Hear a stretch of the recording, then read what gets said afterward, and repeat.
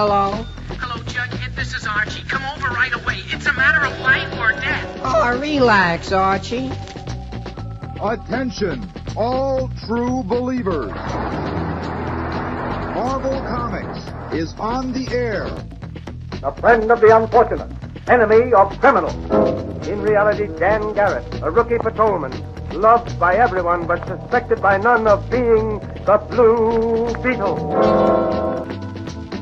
Boys and girls, your attention, please. Presenting a new exciting radio program featuring the thrilling adventures of an amazing and incredible personality. Faster than an airplane, more powerful than a locomotive, impervious to bullets. Up in the sky, look! It's a bird, it's a plane, it's Superman! 10, 9, 8, 7, 6, 5, 4, 3, 2, 1.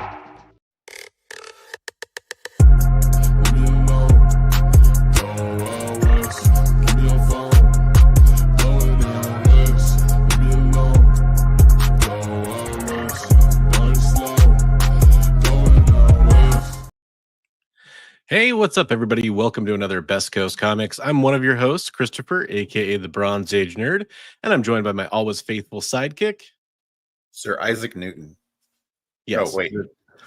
Big B McFly. How come I can't ever remember that? I'm always curious to see which one you come up with. Isaac Newton. I mean, hey, I'm a big fan of all of your laws, man. Good job. Gravity. It's a pretty good one. Pretty good one.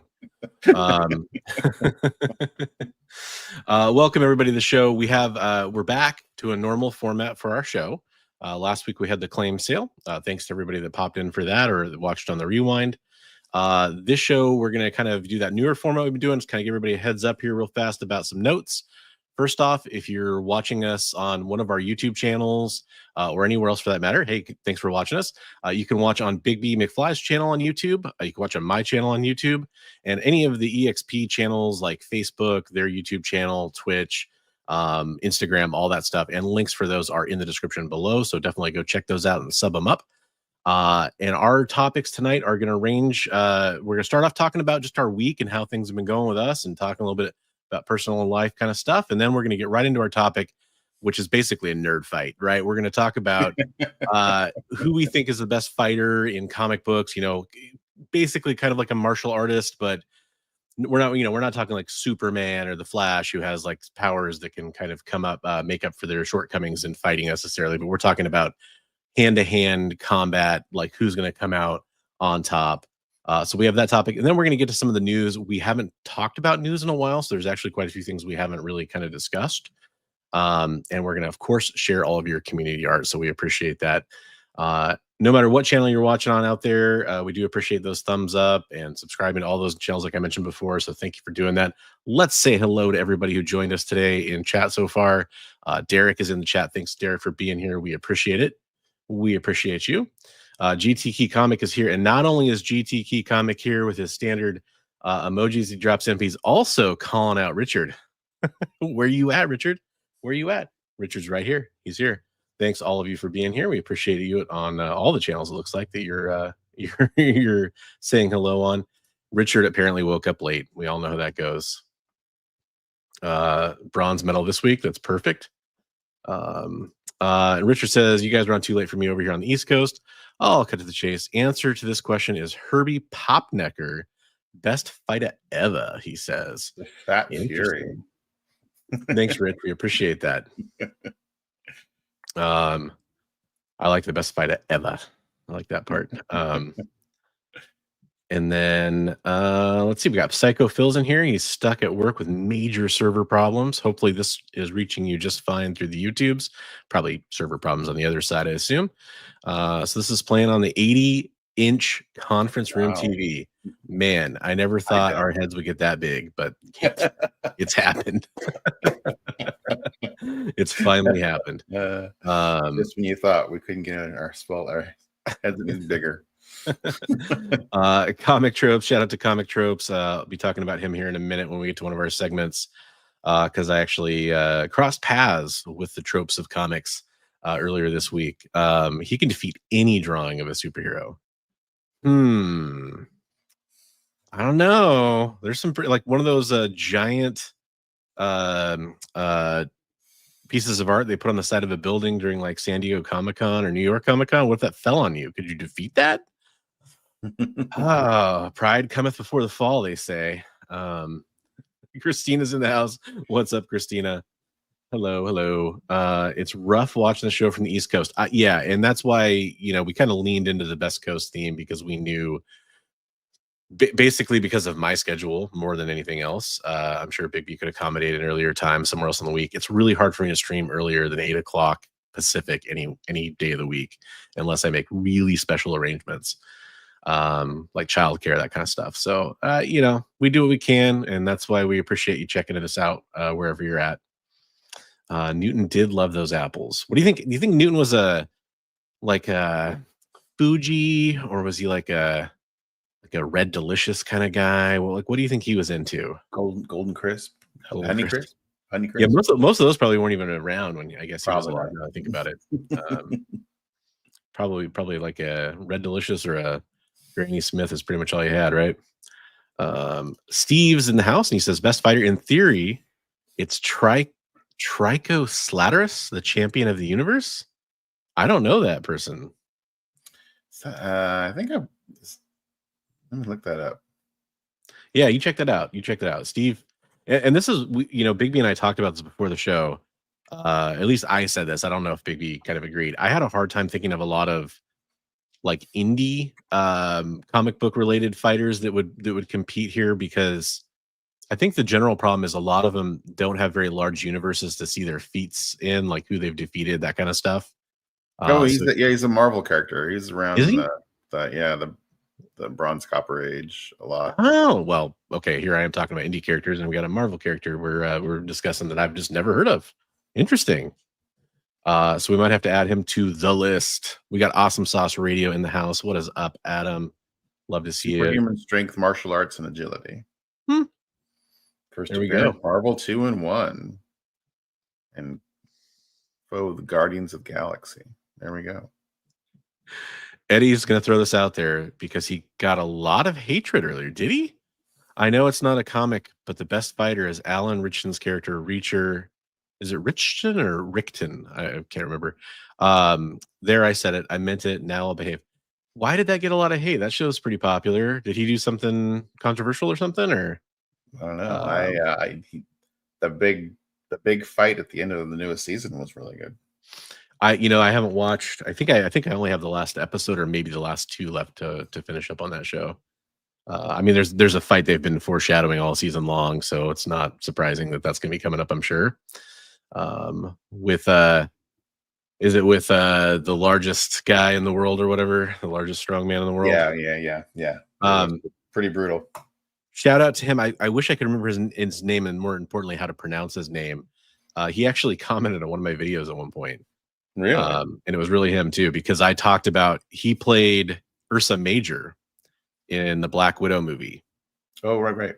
And so I made a video about that because they were saying essentially he was saying, or the director or something, that he was a mutant, and so he was technically the first mutant in the MCU by some measures. Yeah, in the books he's a mutant, right? So yeah, and I mean I think it could have just been, actor says something and everyone's kind of like, but I mean, it's kind of interesting. If he's a mutant, he got his arm snapped, but good, by Red Guardian. What's on the comic rack? Hello, thanks for joining the show. Says Thor is the best fighter in the Marvel Universe. He has been fighting for over 1,500 years with or without weapons.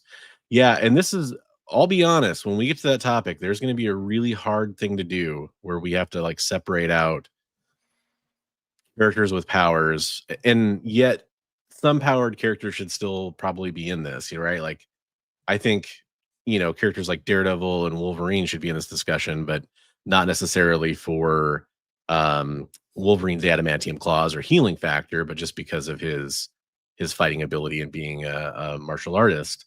But you can't completely take that stuff out of the equation either, right? But I also think, somebody like Taskmaster needs to be in the conversation, but somebody like Thor or Superman, I feel like you're kind of in like this different caliber of characters. Yeah, Yeah. we're not, and we're not necessarily talking about who would win an all-out ultimate battle of ultimate destiny or whatever between all the characters and all the universes either. And you got to get all your Superman type characters in there and all that stuff, and your minor gods and all that. Jay cheats. He comes in twice. We got to boost those numbers, folks. That's right. That's right. In practice, perhaps North Star. Fist of the North Star. Interesting. Yeah. I mean, manga character. Not again. There, of course, is my area of weakness usually. What's up, comic tropes? Hoping to see some trailers from CinemaCon tomorrow or during the week. Cough, Superman cough. Yeah, that would be fun, right? I keep seeing like early screening BS about that movie. Like everyone says that it doesn't have a plot or it's one note or something like that. And I get so tired of seeing that kind of stuff. I saw something that said like early screenings were positive. So I don't know. Well, and that's just it. I feel like most of it's just clickbait. Like I don't think there's probably much to it, but I'm excited for that movie. Mr. Science Snake in the house. I always want to see the team up between Mr. Science Snake and, depending on which you're watching or reading, Seance Dog or Science Dog or whatever from Invincible. That'd be cool. In all seriousness, Comic Trope votes Captain America as the best fighter, then Snake Eyes, Batman is number 3. Okay. Yeah, definitely people we discussed in the preparation. We called that plan Preparation H, by the way. That was our preparation hero, Preparation H. Very important. Hero. We didn't want to be behind on the Preparation H. You never want to be behind. Never. Let's see. Any more hellos? Yeah. My computer can defeat me at chess, but I can beat it at kickboxing. I like that. That's a good comment, man. Love it. Well, but Derek, Red Delicious, I only say that because I think those other varieties weren't around back then. Yeah, Red Delicious is like the most, if what do they call like the pumpkin spice latte drinking, like college girls, they call them basic or whatever. Red Delicious is like the most basic apple. It is the one you always got in your lunch when you were a little kid, right? My parents didn't hate me, so I got better apples than that. And we live in Washington, so, or at least I do. Yeah, he's the elder of the universe, right? Yep. God, man, I have no knowledge of this guy. Yep. Muhammad Ali. There you go. The 2 on earlier don't care for it. Said it was boring. They eat spam, so they don't care. I eat spam, but I like Reacher. So do I count? I don't know. Do I have to count for half? Mr. Nope in the house. What's up, Mr. Nope? Okay. Ooh. Well, now that I think of it, how can anyone beat Paste Pot Pete? He could get his opponent sticky. That's right. I mean, you can't argue with that logic. Yeah, it's Olivier Richters, I believe is how you pronounce it. But yes, that is who it is. Thank you, Jay. Yeah, Daredevil is certainly going to be one we discuss for sure. He made the cut of, at least in the conversation. Ooh, Karnak, Lady Shiva. Yeah, definitely in the conversation. Like Steve and Bleeker are saying here, Shang-Chi, definitely one we talked about early on. Willie Lumpkin. High up on my list for sure. Yep. No, I've never read Thanos Quest. I mean, I probably did so here's the problem. A lot of stuff I read 30 years ago or 25 years ago, I just don't remember. Right. And enough that like I remember bits and pieces of it, but it all jumbles together, which is why I go back, and I have been over the last few years kind of rereading a lot of older comics, because I don't know what it was, well, actually I probably do know what it was. I had a pretty bad car accident at one point. I kind of had some traumatic brain stuff happen. So I think some of that memory kind of stuff kind of went away. Not permanently, it's not a permanent ongoing issue, but the memories of the time kind of went away. So The Punisher, Prof X. There we go. Professor X. For Snake sure. Eyes and Storm Shadow. Yeah, definitely in the conversation. But there, I think there's some really strong contenders out there. But I love that people are going to keep talking about this. Please do keep dropping in names in the chat because we're gonna come back to a lot of them when we talk about this. Right. But we do need to talk about our week. Anything happen in your week that you want to discuss, man? Anything going on? Any cool comics, stories? The TV highlight shows, of my movies? week was I got to hang out with this Christopher guy on Saturday. Yeah, that was pretty fun, man. Yeah, we had got some lunch and exchanged some stuff, and then went and got some coffee and just basically talked for hours, right? Yeah, we got thrown out of the coffee shop. It closed down. Closed down the coffee shop. No, that was a good time. I alluded to this earlier. I went up to Chris's release for Radiant Black 32 at Stargazer Comics in Tacoma, Washington, and saw him and saw West Coast Avengers. Dave from West Coast Avengers was there as well. Picked up some new comic books. Got a couple comics signed and remarked by the man Comic Tropes himself. Yeah, exchange some stuff. Comic stuff. By the way, go out and pick up that new Radiant Black. Yeah. Everybody. So real fast. Show that off. Why did I alphabetize all of these comic books? That was silly. Yeah. These two go together. Just habit, I guess. So here is Chris. This is the standard cover for Chris's new issue. I picked up an issue there. I've got a few coming in the mail too, but he was nice enough to personalize it. Did a quick little remark there. You can kind of see in bronze, which is very appropriate. So that was cool. Absolutely, that's really cool. Yeah, appreciate that.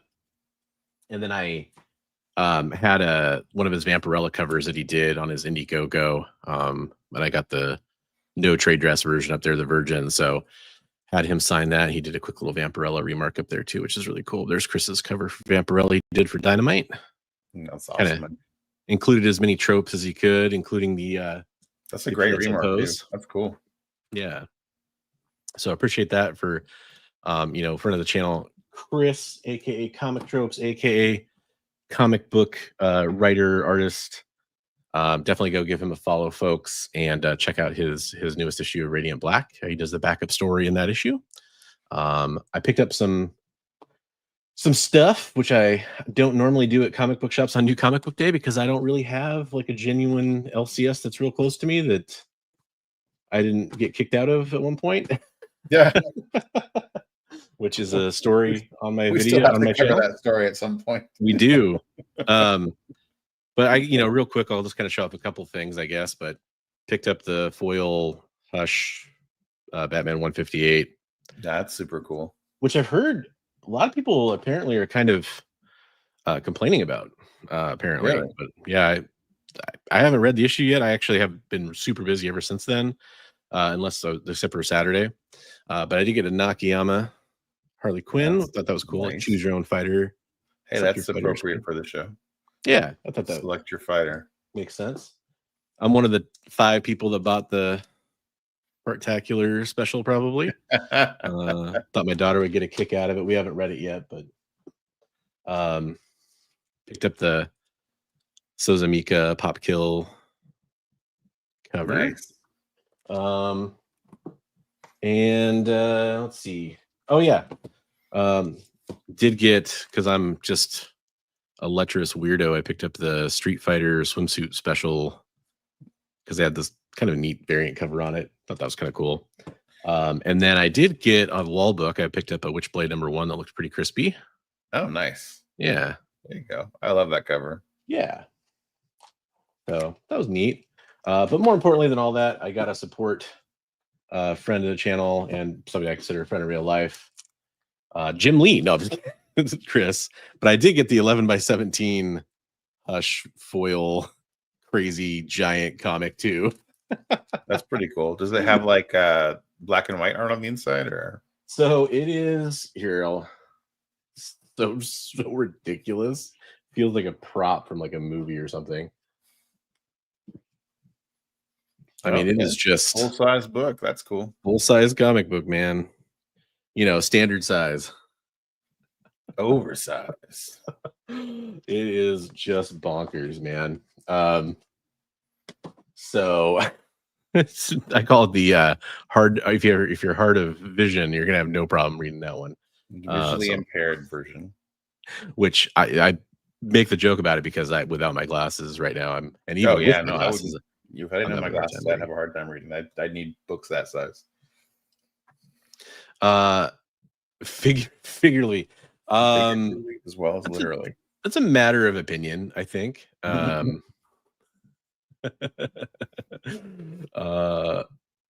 Yeah, I know it's crazy that people would be out there complaining on, like, who goes on the internet and just complains about things. I don't get it. Anyways, I want to complain about some stuff. Yeah, I origami it up into like a little batarang, and that's how I get it inside the long box. It only fits in lengthwise, and then you gotta just fold it over. Dan Wickline, regular sized comic. That's funny. So when did that? You know, and would be remiss if I didn't talk about hanging out with my buddy over here and showing off. I mean, this is mostly stuff from the claim sale, actually. But I may as well show off a couple things real fast that we exchanged, right? Oh yeah.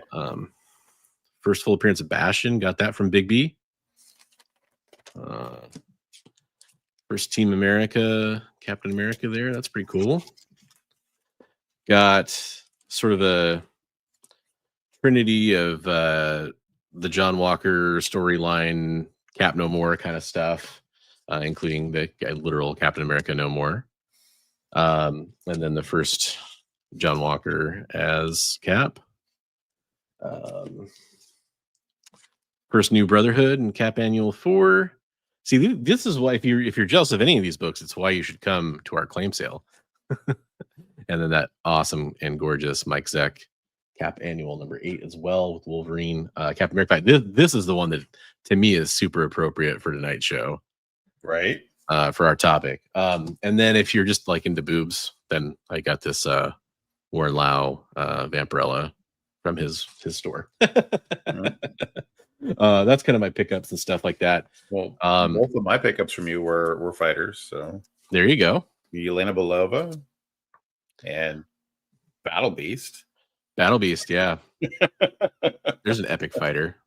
That's true, right? So we had a lot of fun. We got to talk about some plans, but mostly just hang out, it was kind of long overdue. So yeah, it was just really cool to hang out and share and catch up and just commiserate on what's going on in life. And that's one of the best things about our friendship. Yeah, absolutely. Lords of Brooklyn dropping in Karate Kid. Karate Kid, I have him on the list. I have him on the list. Swag, what's up, Swaggle House? Thanks for dropping in, man. We're kind of just catching up on stuff. I do want to mention, so we kind of started doing this thing where we talked about things we read or TV shows or movies or whatever. I finished. So my wife challenged me essentially to read a romantasy book, and I ended up reading the trilogy of books that's out so far. Talked about it before when I started reading this book called Fourth Wing by Rebecca Yarros. It's part of the Empyrean Chronicles or the Empyrean. I can't remember what the name of the world is or whatever. But basically, dragon riders. It's a romantasy though, so it's kind of like a lot of lusty kind of Harlequin style stuff going on, as well as fantasy action. That's super popular right now. It is. It's very popular. Book talk, they call it, and all that kind of stuff on TikTok. It's kind of all taken off, right? I actually ended up kind of enjoying it because I don't mind cheesy, blocky kind of stuff like that every once in a while in comics. So I don't really mind it in books either or movies. It's kind of fine. There's a little too much, I would say maybe a little too much young adult style writing. It's not young adult material, but young adult writing. Because it's kind of hard to explain. I don't want to make it a giant review, but I did enjoy the books. Just finished the third one today. which is called Onyx Storm. It's the newest book. So, hey, if you're looking for a book to read and you want to kind of, maybe you got a significant other that's into those books and you're kind of wondering about reading them, I'd say they're worth reading. They're quick reads. And I hadn't read a fantasy book in a while, so I kind of enjoyed reading something that had like, magic and dragons and all that kind of stuff in it for the first time in a while. But what I did is I got the agreement to be that if I read the first book of that series, she'll read the first couple of volumes of Something is Killing the Children, which arrived today. So I got some hard copy trade paperbacks of those. And so I think tonight she's going to start reading Something is Killing the Children. And I'll report back with what she thought about those. So yeah, kind of doing a book club thing, I guess. Yeah, I've a couple guy friends of mine, their wives have been drawn into comics from reading that. So yeah, it's one of my like ones that I know she really enjoyed reading The Walking Dead, and I'm not gonna say like those two stories are extremely similar in a lot of ways, except for the maybe almost like the pacing of the storytelling is kind of similar, and so I think she'll enjoy that kind of format for that book. But so I'm excited for that. I can't wait to talk about some comics with her again for the first time in a while. Hey, what's up, Tat Comics? How's it going? Hey, enjoy having you here. The Bronze and Copper Book Club. There you go. There's an idea. And Ozzy's seen the Care Bears take down a few peeps. Oh yeah, with their Care Bear stare. It's like the penguin stare from Ghost Rider. Oh yeah, but way more powerful. The Care Bears are terrifying if you think about it in real life. Everybody wins. I got halfway through that comment. I kind of have a tendency to read ahead in comments and just assume I know what they're going to say. I almost thought he was going to say her boobs or her butt. Like, oh, that's actually a question I could dive into. Whoa. He says, I love the Walking Dead comic. The show is okay, but like, yeah, the show, I really enjoyed the Frank Darabont. I don't know if it was just the first season or the first two seasons, but the first few seasons were pretty good. I think it kind of, I watched for a while longer after The Farm, but I think like, The Farm kind of started to change things a little bit. I don't know. It still has merit, but it's just, it went on too long. Yeah, to me, it got a little almost formulaic after a while, but yeah. I believe I'm definitely going to be going, and I believe Bigby is going to try to go as well, right? Yeah. I'm also going to be at Washington State Summer Con. What weekend is that? That in June? When is that coming up? June. I can't remember which weekend. I think it's the second weekend of June, but I could be mistaken. What's up, Jerry Chick? Cosmic Rooster. How's it going? Like reading the name Jerry Chick makes me think geriatric. I don't know if that's an intentional play on words, but right. Eddie says, I'll ref that fight with lefty versus righty. Yeah. I'd say based on one prominent cosplayer I've seen, I'm going to go with left. That's my answer on that one. Just assuming that is the weekend of the 20th. Oh, okay. So it's a little bit farther in June, though, right? Yeah. Okay. And then I believe Rose City is either the second or third weekend in September. It's on somebody in my family's birthday. I can't remember if it's mine or my daughter's or my dad's. We're all our birthdays around the same time. SummerCon, that's the same weekend as HeroesCon. Right. Some people probably have to make some decisions. Mine's made for me by not having a plane ticket. In a hotel and all that good stuff. Yeah. Read Vampirola's right boob, Nick Barucci, left boob, Rex Wang. Oh. Well, in that case, I think Nick's probably going to take that one. I feel like he's pretty scrappy. Yeah, absolutely. 100%. 100%, Chris. Yeah, you kind of mentioned that idea. when we met up, and I was all in favor of that. Doesn't matter the venue to me. Any place we're all going to meet up. Yeah, That'd be cool. that'd be fun. Friday, and I believe, yeah, I think it's the 6th, 7th, and 8th. My birthday is the 6th, so I think it's one of those days. Pretty sure. I'm probably, if I go, I'd probably go either Friday, Saturday, or Saturday, Sunday. Probably not all 3 days, but we'll see what it comes down to. Yeah, comic YouTubers. You'll never see a more wretched hive of scum and villainy. Hey, before I get into the topic, I do want to talk about, I mentioned at the beginning of the show, we're streaming on a couple different channels. Myself, Bronze Age Nerd, you can find me on YouTube. You can find Big B McFly, the comic guy, on YouTube as well. But you can also watch us over on one of the other channel we're streaming on right now, which is called The EXP. You can find them on YouTube. You can find them on Facebook, Instagram, basically Twitch, anywhere you can really watch streaming content. Tomorrow night, they have some amazing shows coming up. The first one is Comic Industry Insiders at 2 Eastern, 1 Central. And so I really recommend checking that show out over on the EXP tomorrow, 2 Eastern, 1 Central, where they talk about, well, comic industry inside knowledge kind of stuff, which is pretty fun, especially right now, because there's a lot of stuff going on in that world. But we're not going to talk about that. We are going to talk about who could kick the snot out of each other in the superhero world. So I'm going to just kind of save some people some time here by reading kind of the list that we came up with and the few we threw on at the end.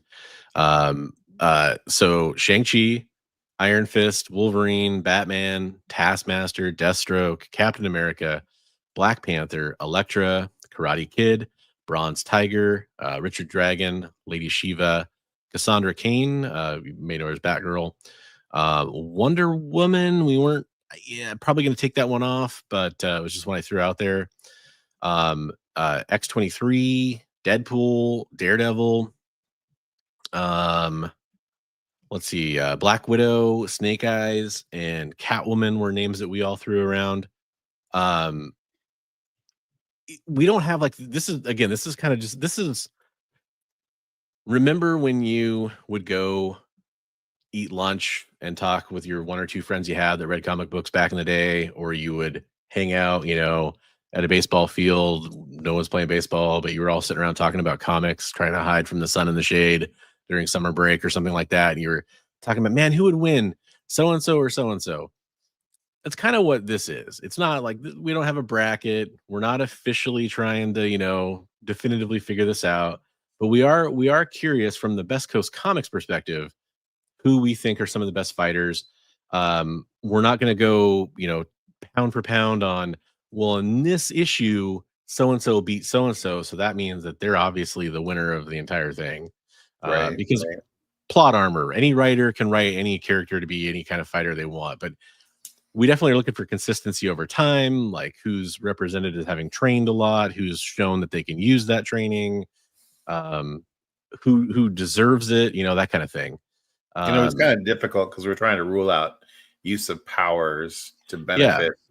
So we were like, well, you can't have Superman and the Flash because he's got a super speed. He's going to be able to, all that stuff. So we're like, but still, like Shrips just said, well, Deathstroke has the healing factor and speed. So it's like, And I mean, for sure, there are characters on this list that have powers. And I wish I could just distill it down to, okay, pretend that all their powers are gone and they're just in an arena where they're fighting off 1v1 in a box, a octagon, whatever you want to call it, without their powers. The only problem with that is it fair? Like if you throw in somebody like Taskmaster, is that even fair? At that point, because Taskmaster might have been one of my favorites to take this, but then if you do that, is he stuck with one person's powers he can mimic, or does he remember the people he's mimicked in the past? Like that kind of thing. Like it gets into this weird kind of space, right? Yeah. So we're just gonna kind of have fun with it, folks. I like Mr. Science Snake, Conan. That's hey. Yeah. Yeah, Conan. That's a really good one that we missed. For me, I guess part of it is there's so many names on here that are fighters I love. You'd mentioned Black Widow, and Daredevil, who I think is up there for a lot of people. But then I'm like, if you really think about it, in this kind of a fight, does Daredevil really defeat Iron Fist or Shang-Chi? Like, really? Maybe. I mean, yeah, again, depending on the writer. But I feel like, you kind of end up with most of the universes of characters, you kind of end up with a few fighters at the very top who are most likely going to come out on top, right? We talked about earlier, and this kind of gets into an interesting point when you come to like the DC side of things, that Lady Shiva is just kind of almost canonically considered to be the best fighter, like in DC, except for Karate Kid, who is from the 31st century or whatever. Just a normal person, but he's mastered every form of martial arts. But he's from like the future, the Legion's future time, right? Yeah. I'm not saying that doesn't make him count. I'm just like trying to, kind of clarify that. I guess he's probably not running around encountering too many of the characters. I kind of put Lady Shiva, Karate Kid 1 too on my list. I think. Yeah. Probably Black Canary is way up there, tropes. Yeah, I think Black Canary should be way up there too. But again, like at the end of the day, is she going to realistically? Because we have Batman on the list, and I think Batman's a really popular choice to probably like hang. But Batman's also like, I believe, and except for all I could find is one time where Lady Shiva was being mind controlled, that he like knocked her out with one punch, but it was almost like I don't think she was expecting it, and she was being mind controlled.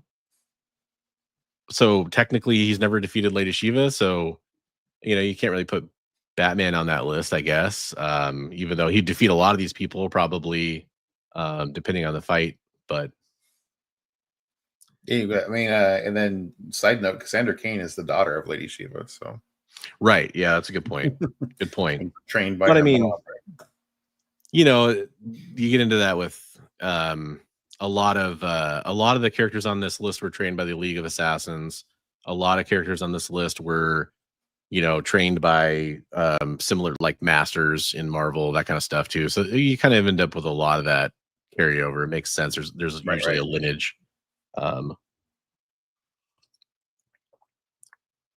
Karate Kid can kick his opponent back to yesterday. Yeah, Elektra we mentioned Elektra. Yep. And see, like that's where I get, we're probably, this is like you kind of start to get into that whole who would win, Goku or Superman debate kind of stratospheres when you start talking about characters like Battle Beast, Invincible, Omni-Man, Superman, Sentry, whoever you want to throw in there, right? I think that there's a really strong history of people debating and having that talk.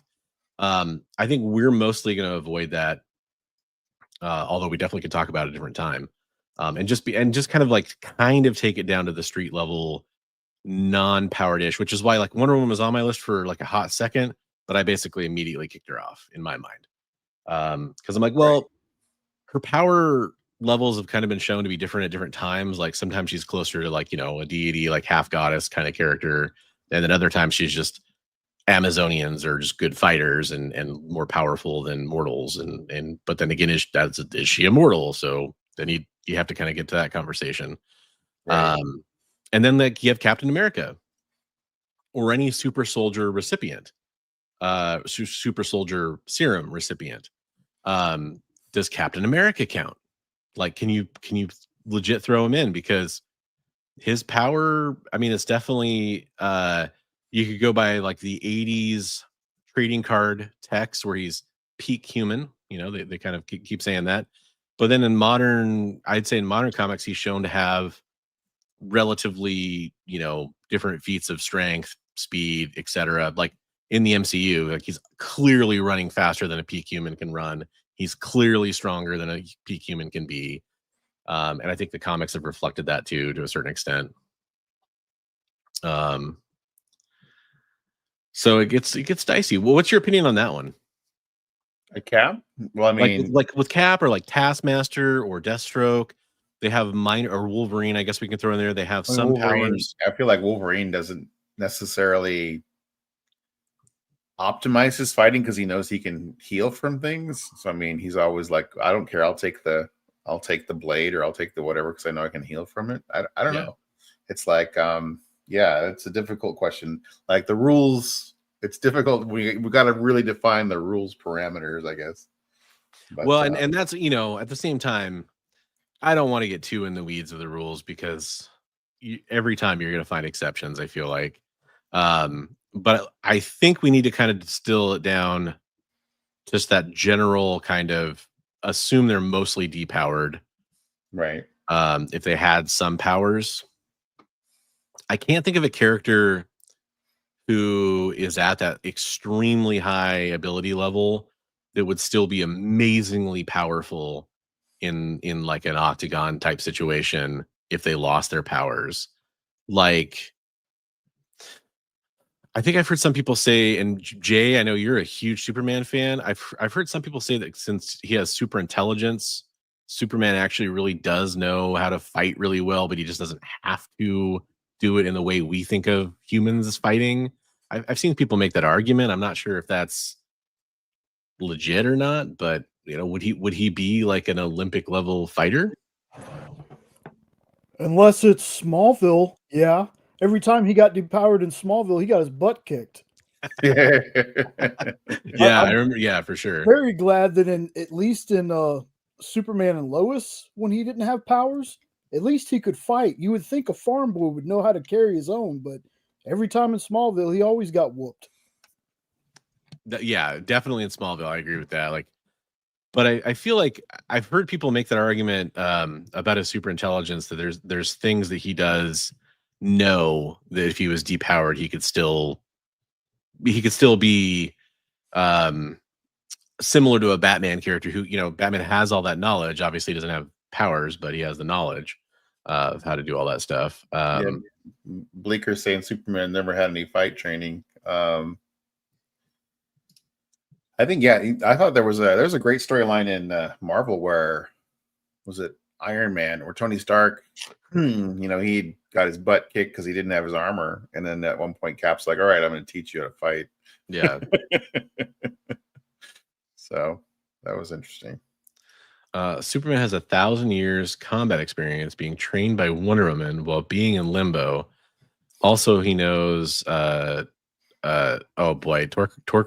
Rao, which is Kryptonian martial arts. Okay. Chuck Norris. There we go. Chuck Norris takes. Yeah, Chuck Norris is clearly the answer. All right, guys, we can pack it up. Let's get out of here. Chuck Norris. No, I think I had Taskmaster at the top of my Marvel list, and Shang-Chi, and then Cap. So. Yeah, Shang-Chi was really high on my Marvel list. Just to kind of like put our cards on the table. And I mean, it doesn't, it obviously, it's not like we're not assuming that all the Marvel characters fought and then one of them kind of remained. But what we do know is we see Marvel characters fight all the time, and we see which characters tend to come out on top, that kind of thing. On the DC front, a character I'm barely familiar with, but is always mentioned anytime this comes up, is Lady Shiva. And I obviously have some familiarity because we talked about her earlier, that kind of stuff, but no, I'm not a DC person. And I kind of have to take everybody's word for it that she's, kind of the strongest of the League of Assassins school of characters and fighters. Right. Was there one other one that you were saying from DC that you thought was up there? Karate Kid. Oh, right. Yeah, right. Karate Kid. That's right. And I saw a lot of debate on people saying Batman is one of the greatest martial artists in DC, but yeah. And then you've got everybody who's trained by, so you've got all the League of Assassins guys, and you've got everybody who's trained by Batman. So, so Nightwing and everyone else. Rook. Yes, we did mention Cassandra Cain, and we did mention that it's to be fair, Bigby mentioned that it's Lady Shiva's daughter. She could be Lady Shiva, he says. Okay. Ninjak. I didn't even think about that one. That's a good one. There we go. Yeah. Yeah, I mean, Batman. I feel like this is kind of where I'm at with Swagglehouse's point here, and it's what I'm trying to do my best to weed out is the plot armor. The writer's going to figure out how they're going to win. If you go to like subreddits where they discuss this stuff ad nauseum, you'll always see somebody say like Batman with prep time, Batman without prep. Like if Batman knows who he's fighting and he has, hours at least to prepare for the fight, he's gonna find some weakness or plant some trick to, there's that to be said for Batman. But when you're talking about stripping away that situation down to like his actual fighting ability, I do feel like he's probably, the best I can explain it is he's so good at so many things, he can't possibly be the best at just fighting because it's not what he devotes all of his time to. Right. He's also the world's greatest detective. He's also essentially a scientist, essentially, a doctor, essentially a few of those things. I didn't realize Rook saying Cassandra didn't know how to speak. She originally only understood fighting. That almost sounds like Echo. Yeah, when she gets introduced in No Man's Land, that's kind of a thing they bring up quite a bit. Dominic Toretto with either a car or a sledgehammer, especially if family's on the line. That's right. Oh, Brooklyn says Batman admits that Bronze Tiger is better than him.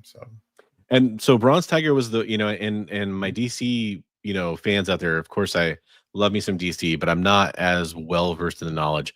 Bronze Tiger was one I got added to the list because I remember always seeing Bronze Tiger's name get mentioned when it comes to this stuff, like Bronze Tiger or Batman. I remember seeing like that a lot.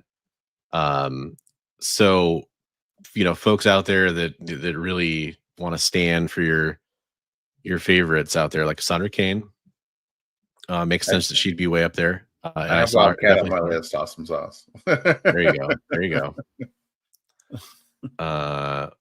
Then we have like out of those universes, we have Snake Eyes and Storm Shadow. We had Conan. We had those type of characters. So yeah, Michael J. White. I meant to put White. My bad. I just realized what I put. Michael J. White. I mean, okay. Hopefully, you never meet him at a con, Jay. I'm sure this moment will live in infamy. This will come up. It's gonna haunt you forever. Have you ever seen that video of Michael J. White doing the thing where he's like training for a movie or something like that? And he's trying to like get a guy to punch him. He's trying to say like, I can punch you and hit you like no matter how fast you are. And this guy is super fast apparently, and he like tries to throw super fast punch, and then he just goes really slow, and like the guy doesn't expect it, so he connects with him. I don't know. I feel like that's a clip I saw somewhere on the internet a long time ago. Kimbo Slice. Yeah, Snake Eyes. So Snake Eyes is an interesting one. I think if you bring up Snake Eyes, you got to bring up Storm Shadow. And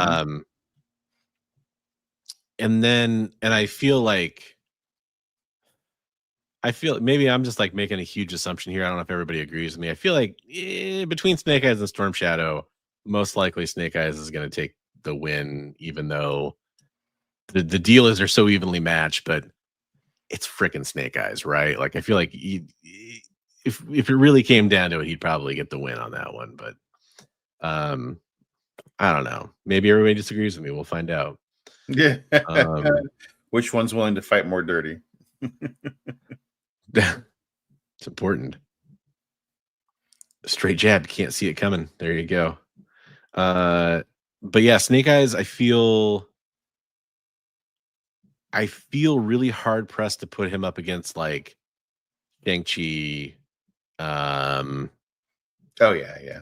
I just saying in other universes. I was just saying they're good fighters in other universes. So. Yeah.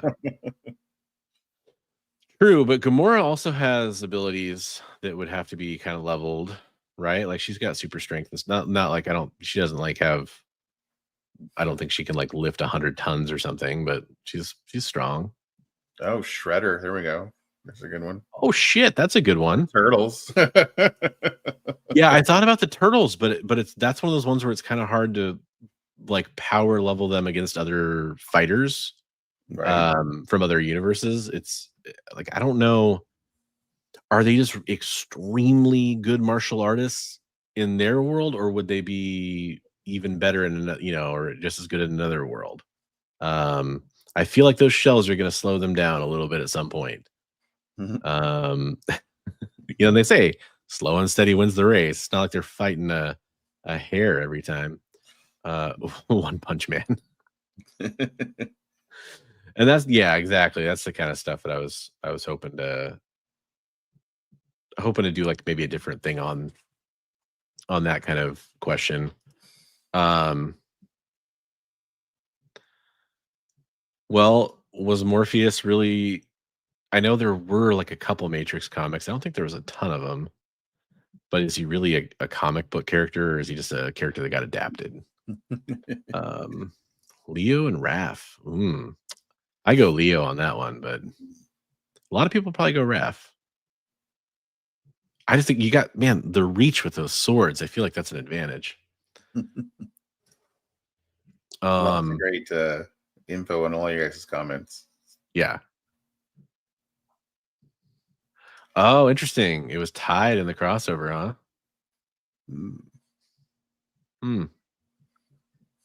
But then again, Batman's never beaten Lady Shiva, so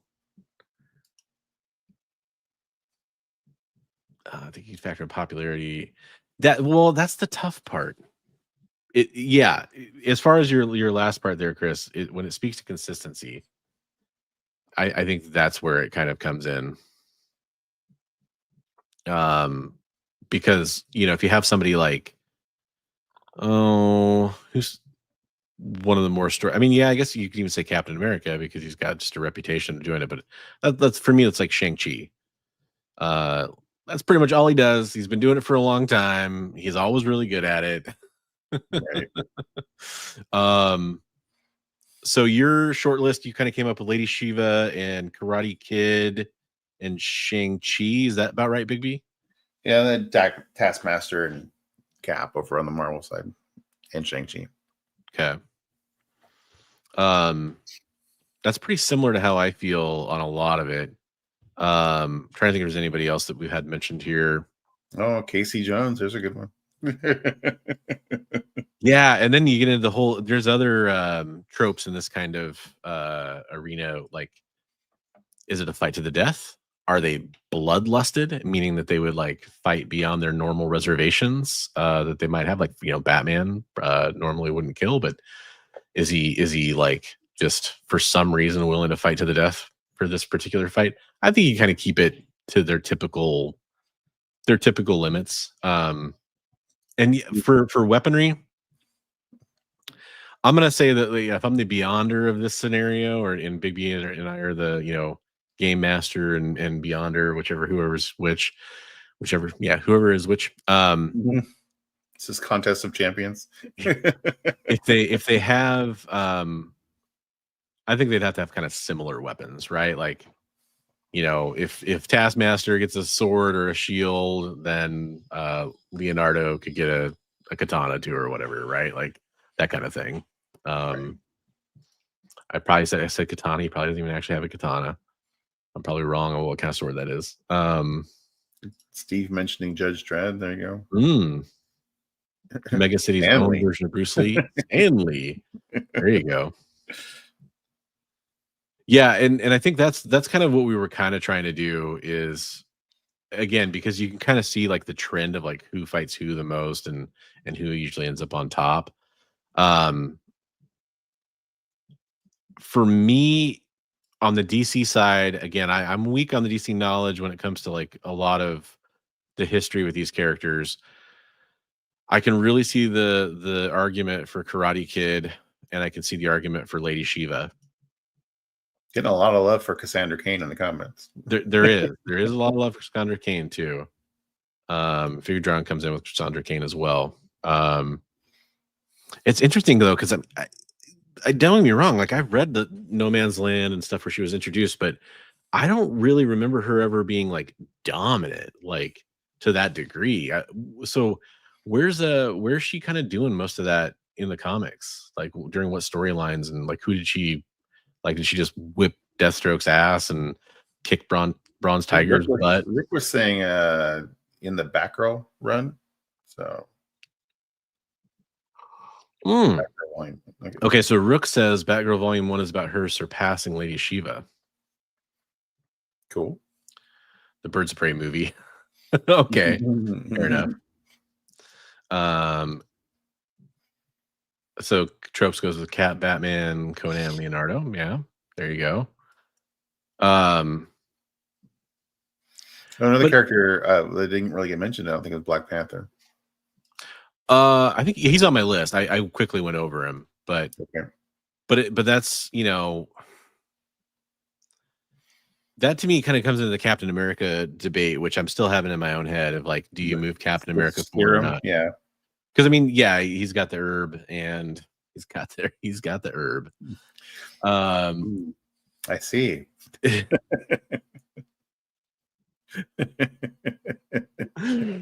Oh boy.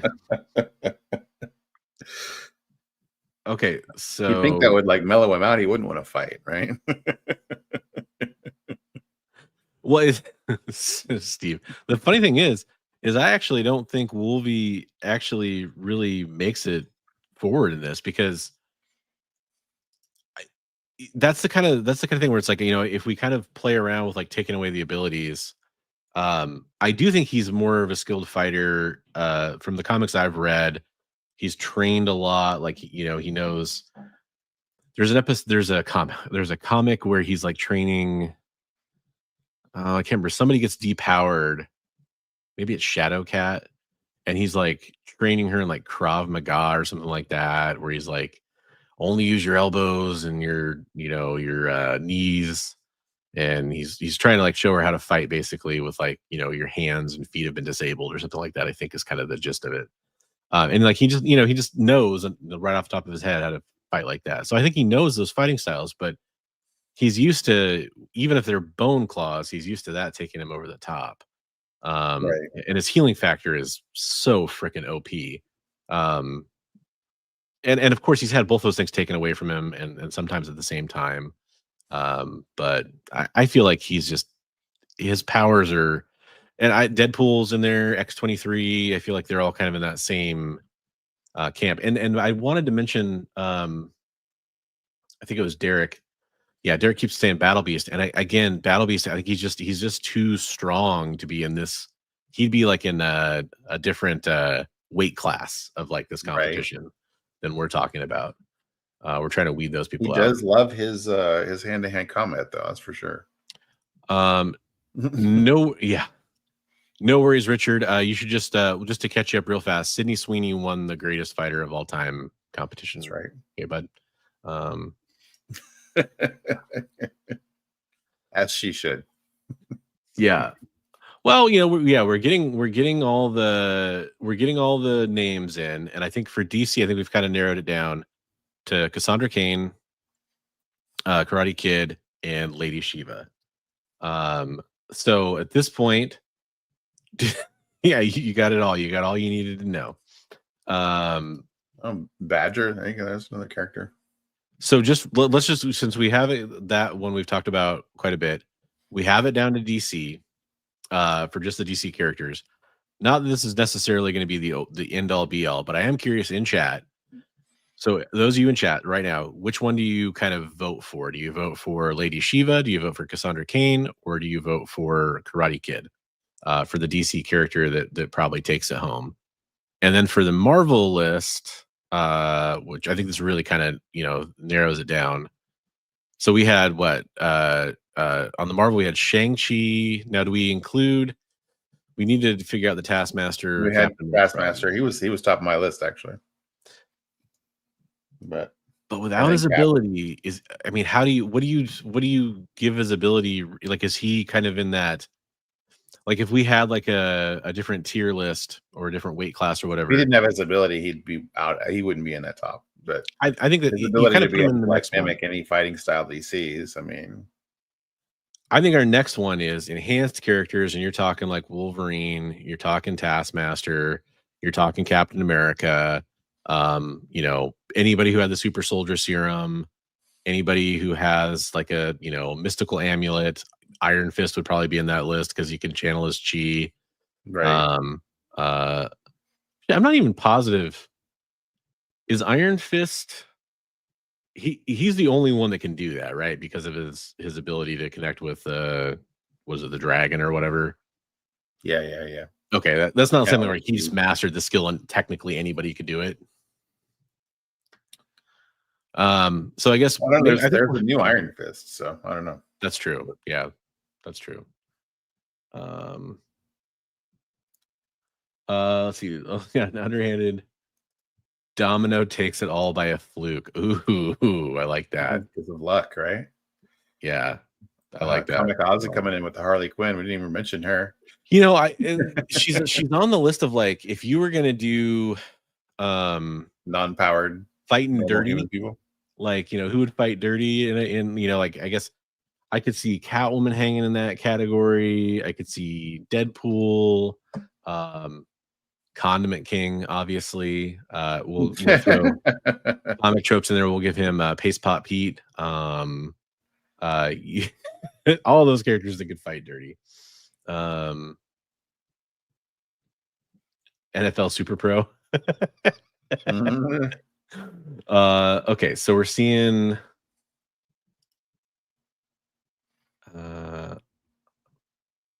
Cat. Wait, what? Did I miss something? Yeah, Catwoman. Cat. I'm trying to figure it out, Derek. Yes, that's what it is. Okay, so it's just him or whoever replaces him. Okay. Who wins a fight between Beavis and Butthead and Ren and Stimpy tag team style? Ooh, boy, that's a palate cleanser.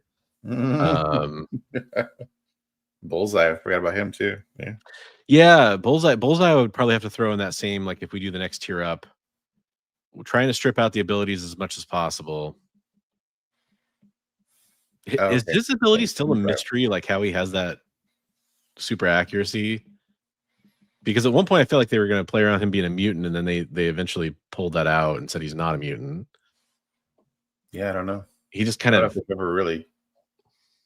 He's a little like the Joker in a way, because like they feel like they keep a lot of the real shit is kind of still sort of a mystery, unless they've revealed it recently, and I just haven't read those storylines. So I guess I'm down to, with Marvel, I'm down to Shang-Chi. If we took out Iron Fist, we take out Captain America, we take out Black Panther, Elektra, Black Widow. Yes. Yeah. He'd be in there too, right? We forget anybody else from Marvel. I've seen a couple of people mention Nick Fury. He's good, but is he that good? I never thought of him. I guess I'd have to think more about like his Howling Commandos kind of days, right? Oh yeah, Eddie's bringing up Daredevil again. Yeah, but if he doesn't have any powers. But even without his extrasensory powers, he still knows how to fight. Like, yeah, but he wouldn't even be able to tell there's a punch coming. He has no radar sense. But I thought there was something where he trained with like stick or something like that. Like he was able to negate his abilities or something to like train him. Stilt man. Stilt man. You think the women are the better fighters? I think you just want to see the women fight, Richard. That's what I think. That's the psychological warfare, at least. I didn't see a lot of consensus from the chat. We're gonna have to figure this out. So I'm gonna have to, when it comes to the DC characters, I mean, I saw a vote for Cassandra Cain, I saw a vote for Lady Shiva, I saw a vote for Karate Kid. So basically split in the middle. Trope said Batman was his guy. So, well, no, vote for Batman, but I mean, I think we kind of already ruled Batman out amongst our council here. Like he's kind of the jack of all trades, but the master of none. Which is I forgot. That's actually only half that phrase, but I forgot what the other half is. Ooh, Punisher. Yeah, you mentioned that. Okay, a Punisher for Marvel might be in there too, but I don't know. I feel like he's not going to come over take off Shang-Chi in that fight.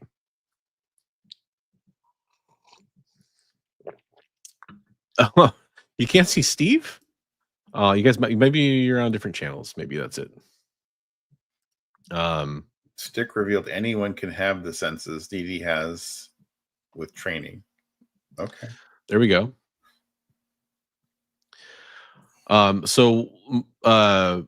Chat, reveal your Marvel choices from the people we talked about. Remember, we're kind of taking out characters with abilities. We kind of decided that's probably the way to do this, I think.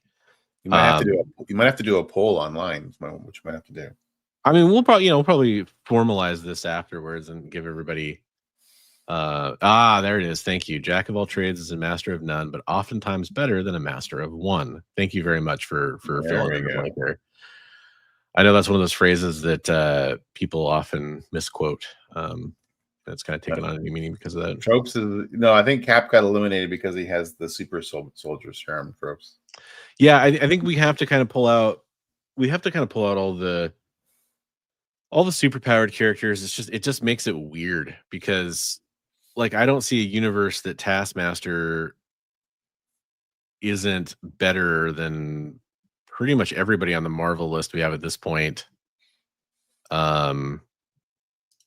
Except, Wolverine would still probably kick his ass with his healing factor, but then again, that's because of powers. Right. Yeah, weapons it's going to be like if two characters have weapons, they get to equally have the similar arms.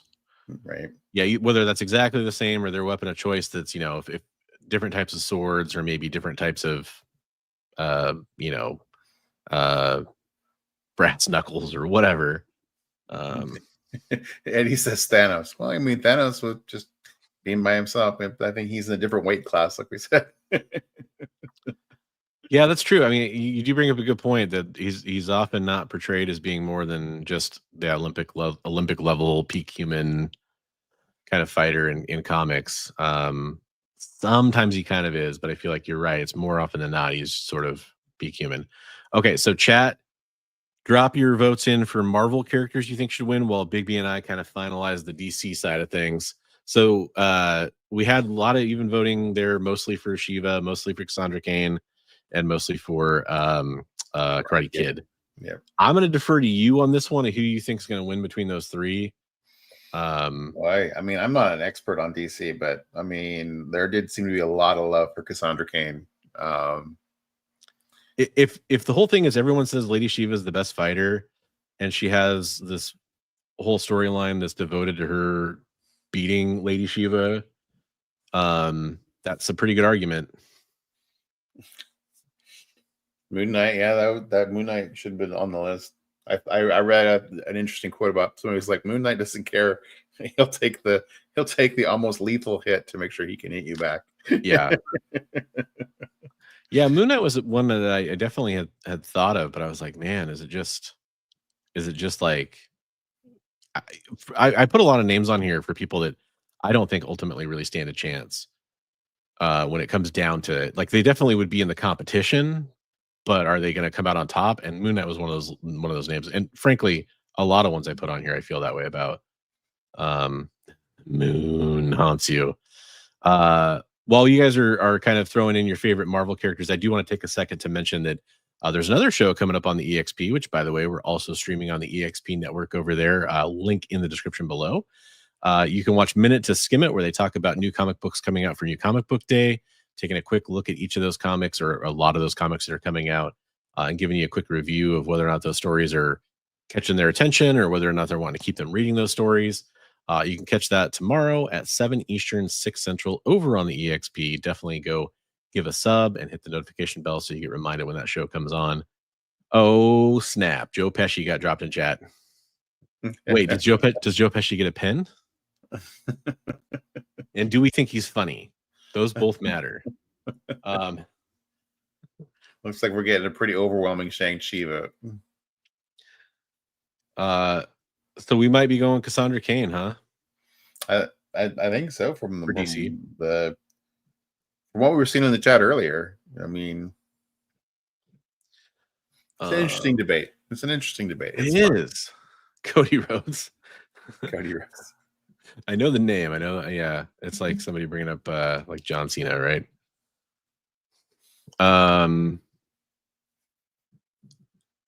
Yeah, for Marvel, our instinct I think was Shang-Chi pretty early on, and I'm seeing a lot of support for that. Oh, Rook says Cassandra is Taskmaster without needing the powers. So, right, and that comes down to the whole language thing. Right, I think right. is kind of how that translates. Haha. Popeye. There we go.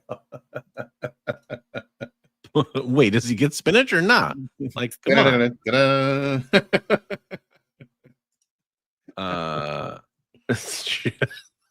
Joe Pesci couldn't beat Macaulay Culkin. Oh, dude, and he had help too. Courtney coming in. Hey, what's up, Courtney? By the way, I didn't see a comment from you earlier. Bronze Tiger put the hands on Batman several times. Deathstroke destroyed Batman too. Yeah, but we already kind of said Batman isn't even king of the castle over in DC when it comes to some of these other fighters. But great points. I don't disagree with you on both of those. Yeah, I think actually Batman and Deathstroke is probably one of my favorite matchups from like a fighting perspective, just based on they both have a little extra going on there in different ways. Some Luke Cage action. The other guy can have spinach too. Oh, okay. The other guy can have spinach. Then. Oh my gosh. Does Echo hang really? I mean, and maybe she does. That's not me saying she doesn't. I just I don't know if she hangs. I had her on the list, but I mean, yeah. I think Courtney, we did have Karate Kid on the list, definitely. Yeah, and some of it I think we're probably willing to admit sounds like for both of us, especially for me, my ignorance on some of the finer points of DC minor character fighters. I say minor because they're not Batman, they're not Superman, they're not Justice League members. Karate Kid I know is part of the Legionnaires, but I don't know much about Karate Kid. Yeah, I can't speak to whether or not one would take it down to the other. I feel like the one I regularly see, because I did do the research of like going through every list I could find of like when this topic has come up, and pretty much every editorial or forum or wherever, Lady Shiva is constantly mentioned as being like just sort of like, oh well, she's the best. And if Cassandra Cain can beat Lady Shiva, then she'd be the best. That's just the logic I'm using there. Usagi. Mm-hmm. Yeah, and then like Neo in the Matrix, it comes down to the same Morpheus problem. I don't know if that's technically. I mean, like, yeah, technically there was a comic book, but Daniel LaRusso. There you go. Karate Kid. Sweep the leg. Oh, he wouldn't sweep the leg. Come on, that's a what's the name of the Cobra Kai? Gru the Wanderer. There we go. You talking about Johnny Lawrence? Yes, Johnny Lawrence is the sweep the leg, right? Right. That's right. I need to finish that show, by the way. I haven't finished all it's over now, I guess, right? So and there's a new movie coming out. That surprised me. And it surprises me even more that the movie doesn't seem to have a ton to do with the show, even though it's about the same story, I guess, but they don't seem to have much to do with the Cobra Kai events, from what I can tell. Dracula, stick with Moon Knight. Okay. I was trying to kind of Mantis. Really? Okay, you're gonna throw Mantis in there. All right. I saw Mantis on a few lists when we were doing the research. Yeah, for martial arts. Steve's beating the Trico War Drum, which I appreciate. It's probably going to come down to my own ignorance there on some of these characters. I think a lot of it too is like, yeah, like how much are we getting exposed to the characters? How much are they being promoted as like this great fighter in their universes, right? So yeah. Lobo. Yeah, definitely. You know, I think that we've kind of stumbled on that we're going to have to do more entries in this series with different tiers of abilities. So I think I'm going to say, I'm going to put this, I'm not saying this is the final answer. I'm just going to write this down in our imaginary piece of paper we have in front of us. Our imaginary whiteboard. Yeah. Shang-Chi for Marvel, Cassandra Cain for DC. Again, it's not that it has to be by publisher, but it's just, I mean, it's ultimately going to probably come down to that. And then, do you have any problems with either of those? No, I don't. No, those are good. I mean, and don't get me wrong, chat, you're coming up with some fire arguments. Some of you will probably, I guess that's the one bridge we didn't cross. Shang-Chi versus Captain America. If we assume Captain America is really just the best he could be, you know.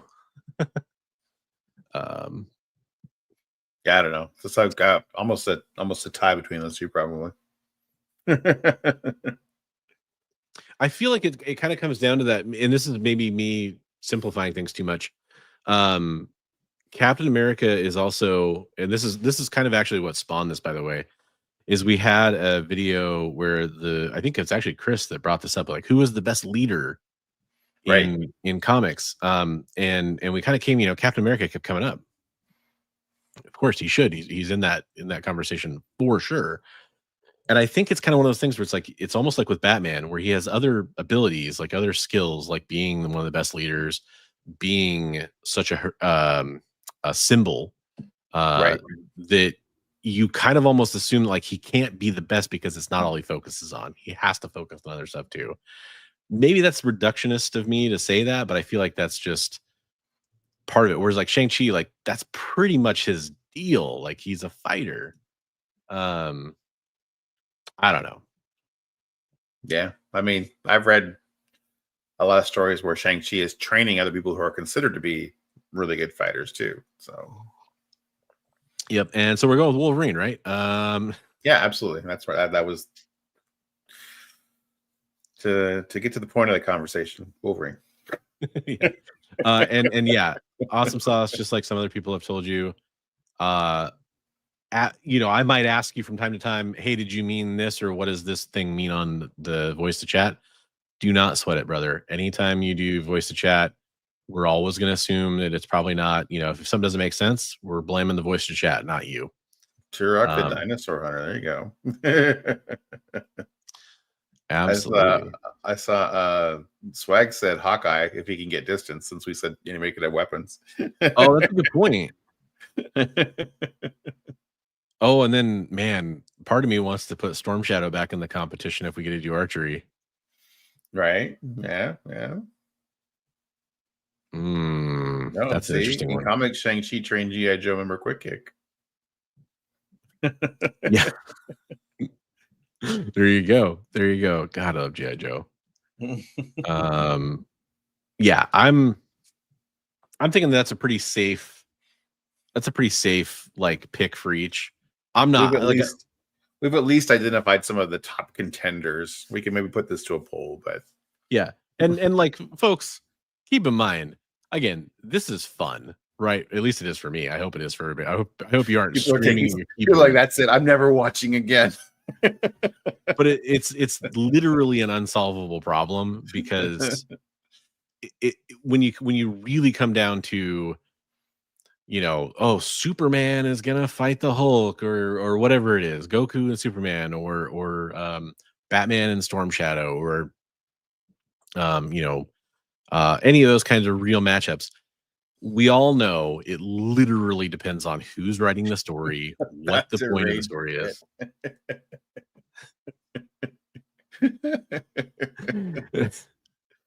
That's funny. We are canceled. Exactly. It's literally, we all know that's who it is. So this is all just kind of in fun, but also trying to apply like some logic to it, and really the trick here. I'll tell you all the trick here. We all wanted to hear your opinions of who you thought would be the best fighter. That's really what it came down to. Yeah, it's actually the best part of this is getting everybody involved and listening to their opinions. Yeah. So I think Snake Eyes, even I'm not gonna make the distinction that he's a Marvel character, considering that of course he technically was during a big part of that run, but at the same time, it's not anymore. And yeah, I think he's in there for like the indie.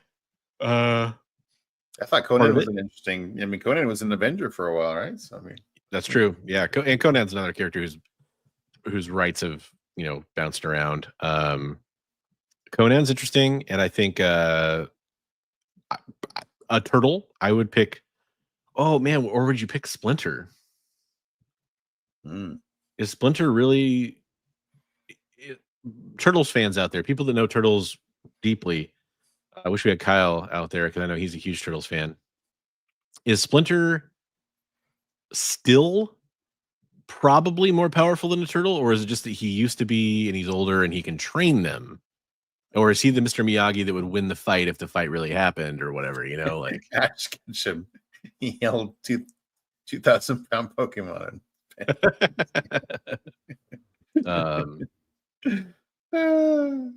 Oh shit, yeah, good point. Roy Thomas. Guys, we were doing this all wrong. Just don't just reacher and it's all good. Where's my Reacher Comics at, Eddie? That's what I want to know. Lord of Brooklyn says Shredder greater than Splinter. Okay. I'm forced to believe, from my I was a fan of Turtles when I was in like kindergarten and first grade and really enjoyed it, but I don't have deep lore knowledge. Casey Jones. The point is, there's so many great characters who are awesome fighters, and it's fun. Madonna, Taylor Swift. Oh God. Oh, I thought it said Patrick Mahomes, Madonna. Yeah, totally. I don't know. I just read Patrick Mahomes. I thought that'd be even funnier. Did you say Mahomes and Taylor Swift? My brain just threw Mahomes in there because of the Chiefs connection. Bottom of the list. Howard the Duck versus a few people have mentioned this. Is Casey Jones really a better fighter than any of the Turtles or something? Like that surprises me, but a few people have mentioned Casey Jones. I don't think he's better than the Turtles, but he can hold his own with them. So now the Howard the Duck people are coming out. Jeez.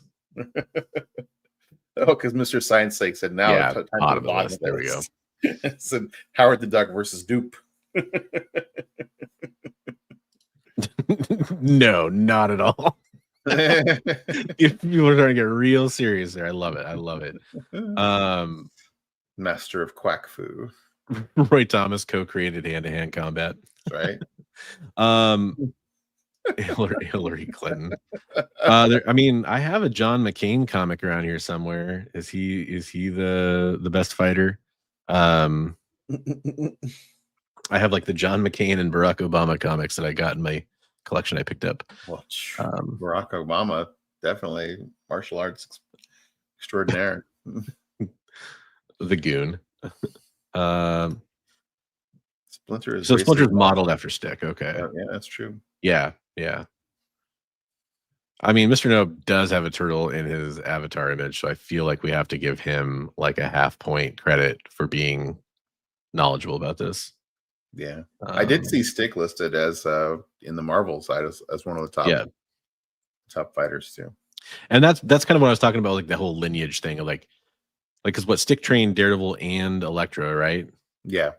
So, that's where you were asking about Ra's al Ghul because you were like, well, he trained theoretically the League of Assassins people. So, but then just like Splinter, just because the trainer is really talented doesn't mean the student doesn't overtake the trainer at some point, of course. I feel like Now there's a I Fight am Club the joke in here. master. Which U.S. president was the best hand-to-hand fighter? Lincoln did some wrestling, sure, but Washington was a war general. But Abraham Lincoln was a vampire fighter. And you know what's the line from Fight Club? Skinny guys fight till they're pulp. John Wick, I'm not fighting him. Yeah, but John Wick. I mean, unless the other person gets it. John Wick versus Punisher, by the way, is a comic that I, in my head, just figured out needs to happen. Please take my money and make it happen. Abe is immortal. He's invincible. That's true. John Wick versus Joe Pesci. They both get a pen or a pencil, their choice.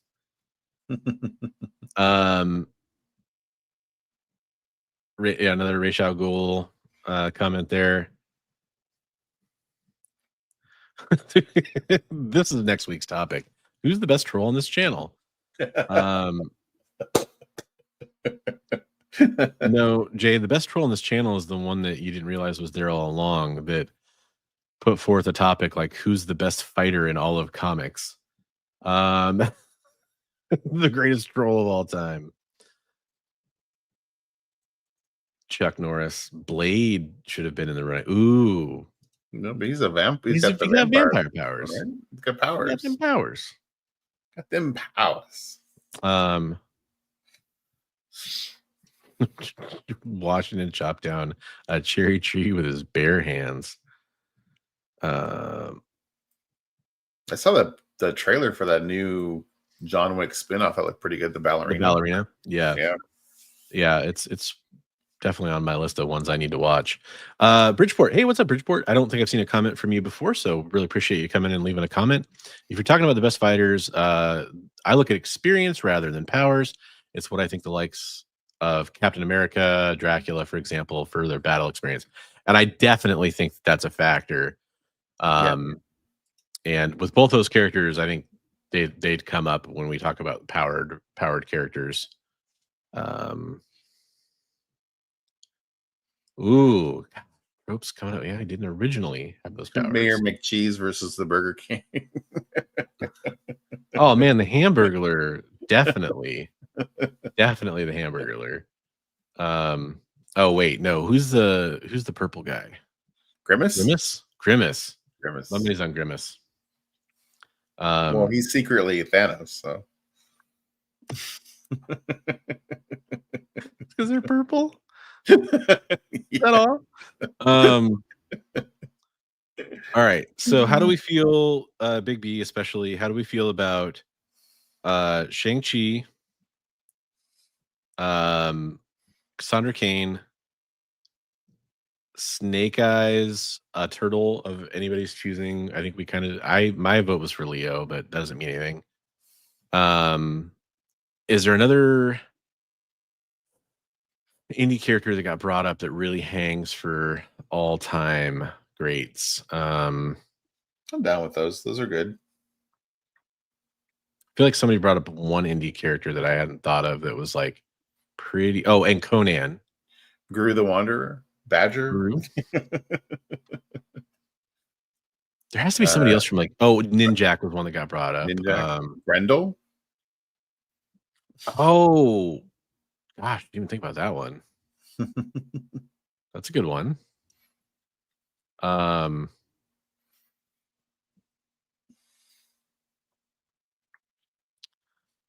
Only because of Ronan. Why not? Honestly, I don't have a good reason for you other than playing Smash 'em Up TMNT games. I always prefer Leo. That's literally the only reason I'm voting for Leo. Like I said, I don't have a dog in the. I don't have a turtle in the race. Turtle in the fight. Turtle in the race. Yeah, you don't want to give away too many spoilers on Last Ronin, unless it's been out for a while. But yeah, I think it's safe. Luther Strode. Oh, there you go. If you have to qualify Cap for the serum, don't you have to disqualify turtles for the ooze? Ooh. Well, it just mutated him, right? But I mean, like, I don't think they have like super strength or anything. Then again, I mean, for a turtle, I guess they kind of They are a little more. I don't know. Gru carved through hordes. That is true. Gru has slain many. I mean, Rick Grimes, like the what is it, like the Skybound X version, or the I guess Michonne with her katana, but she has to have her katana. So that's not very fair. Yeah, John Wick versus Jack Reacher versus James Bond versus Jason Bourne versus any other live action heroes. Yeah, there's a lot of those guys. Hitman. I don't know. Do I even think a turtle is capable of beating like a Shang-Chi? I have a hard time. Like, again, when it comes to turtles, and this is maybe me being dumb here. Not like I've never done that on this channel before. There's 4 of them, and like I feel like that's a huge part of it, right? Like the 4 of them together are really what make them dangerous. And I'm not, I'm not saying that, like, one of them is only a quarter as powerful or something like that necessarily, but I do think it's like additive, right? Like, Richard's like, no way do we include turtles in this. I didn't realize Richard was so strongly anti-turtle. Some turtle hate. Yeah, it'll either be full on power level or it'll be the kind of I don't know what we'll call it, but like the super powered but not cosmic threat, guys. Hey, gals. Definitely not just excluding the guys in that one, because there's lots of strong female characters that'll be in that fight. Fighters, including powers. Shredder fights all the turtles simultaneously. But even Shredder, does he eventually take out any of the other characters? Well, in Last Ronin. No, I mean that we're talking about. Like, I didn't know that we were going for like one above all. I thought we were just kind of like naming the best in each. Well, eventually one of them's got to come out on top, right? Like, we got to figure out who the best fighter in comics is. Well, I mean, if we're saying like Cassandra Cain is Taskmaster without the powers, then probably I'm leaning that way, which is kind of a surprise for me, but right.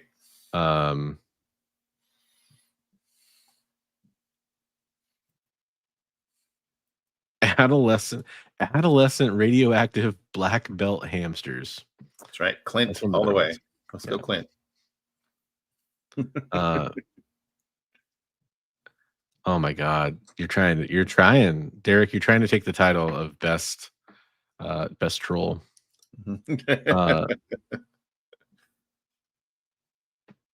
Yeah. Oh, that's a good point. I can respect that. Wilson Fisk. Oh, there's one we didn't think of, but I don't know. He doesn't. I feel like he doesn't hang with like the best of the best. Well,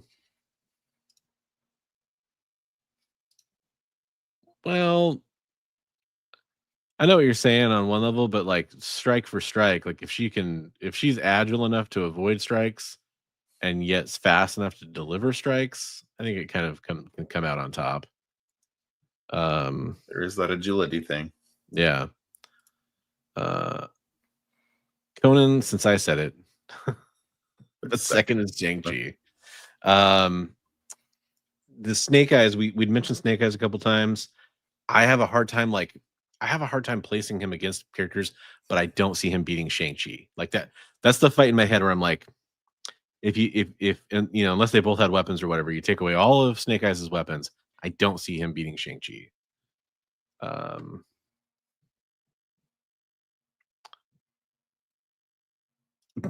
Let's do an easy topic. One we can just kind of like settle forever, never talk about again. Cody That Rhodes. was kind of the discussion. Let's just do an easy Yeah. topic, like best fighters. Okay, wait a minute. Oh, comic. You see Snake win in that fight. Okay. Okay. I mean, unfortunately, today the answer is John Byrne. Like having recently been around Mr. Shooter, Byrne's probably taking that one. I'd want to see it be more of a fair fight, though. Coke versus Pepsi, go. Oh, that's easy. Pepsi. That's not a controversial opinion, is it? I don't know. My diet sodas, I like my Diet Coke, but well, we all know you like your Diet Mountain Dew. Yeah, that's true. That's what I learned on Saturday. Yeah, we were at the restaurant. I asked for that, which they said they were debating. Yeah, I mean, you might have changed hearts and minds there. Right. So for me, I am declaring my winner for this as Cassandra Cain. Okay. This particular overall over everybody, it's Cassandra Cain. Okay. I mean, just to kind of like wrap it up as we're getting to like the end of the time we have for this part of the discussion. It's kind of where I'm at. Okay. I can be down with that. I think we should do a poll. It'd be interesting. Oh, we will. Yeah. Should we do it on Insta or should we do it on we can't do it on just one of the YouTube channels. That doesn't work. Just do it. Why don't you just do it on Insta and then we'll collab on it. We'll collab on it. Yeah. We'll list the top few choices we kept coming up with. Rook says, "I've convinced you." Ooh. Kato. Damn, of about that one. I don't know. Kato's basically Bruce Lee, right? Like, isn't that kind of the not so disguised thing there? Scooby-Doo. Yeah, I mean, if you get to like the cartoon characters, like, I mean, at a certain level, isn't the answer like Bugs Bunny? But then you got Toon Power, like, I don't know. Easy. YouTube all the way. Instagram versus YouTube. Yeah. There we go. Twinkies, but only if they're the size of the containment unit from Ghostbusters. Grape Ape. There we go. That's it. Wow. We can't post it until we decide which social media wins. Well, I mean, YouTube wins, but for being able to reach the most people, I think Instagram's better. Yeah. Devil dogs are badass. One of the greatest snack cakes of all time. Devil dogs. I don't know what those are. What are the ones that have the yellow frosting on the top? Those were my favorite. The Zingers? Might have been it. Is it Zingers? Twinkie wiener sandwich. A hot dog is tucked delicately into a Twinkie and judiciously sprayed with cheese. Derek, you're fired. Like a gastrological nightmare. I am all for some garbage food, but you are fired. I mean, the real winners are the viewers we talk to along the way, Eddie. That's true. You forgot to mention what you're reading and what you're watching. I mean, you kind of said your book, but you didn't say what you're watching or anything. Oh, and I didn't really hear what you were watching either. Should we? You want to quickly recap what you were watching before we talk about the news? Watching a whole lot of Big Bang Theory and Star Wars and Empire Strikes Back the other night. Leonard versus Howard. Who wins? And then Penny versus Bernadette. I finished Reacher. Oh, sorry. So that was good. I'm busy picturing Penny and Bernadette fighting. Sorry, you said you watched some Star Wars? Yeah, I watched the other night. I watched Star Wars and Empire back to back. So. Right on. Yes, please give us your quick top 5. I absolutely insist. Yeah, absolutely. Yeah, Reacher finale was really good. I really enjoyed it. Nice. This season was definitely better than season 2. And again, I haven't watched. I think it's just the last episode. I think I'm up to the speed before that.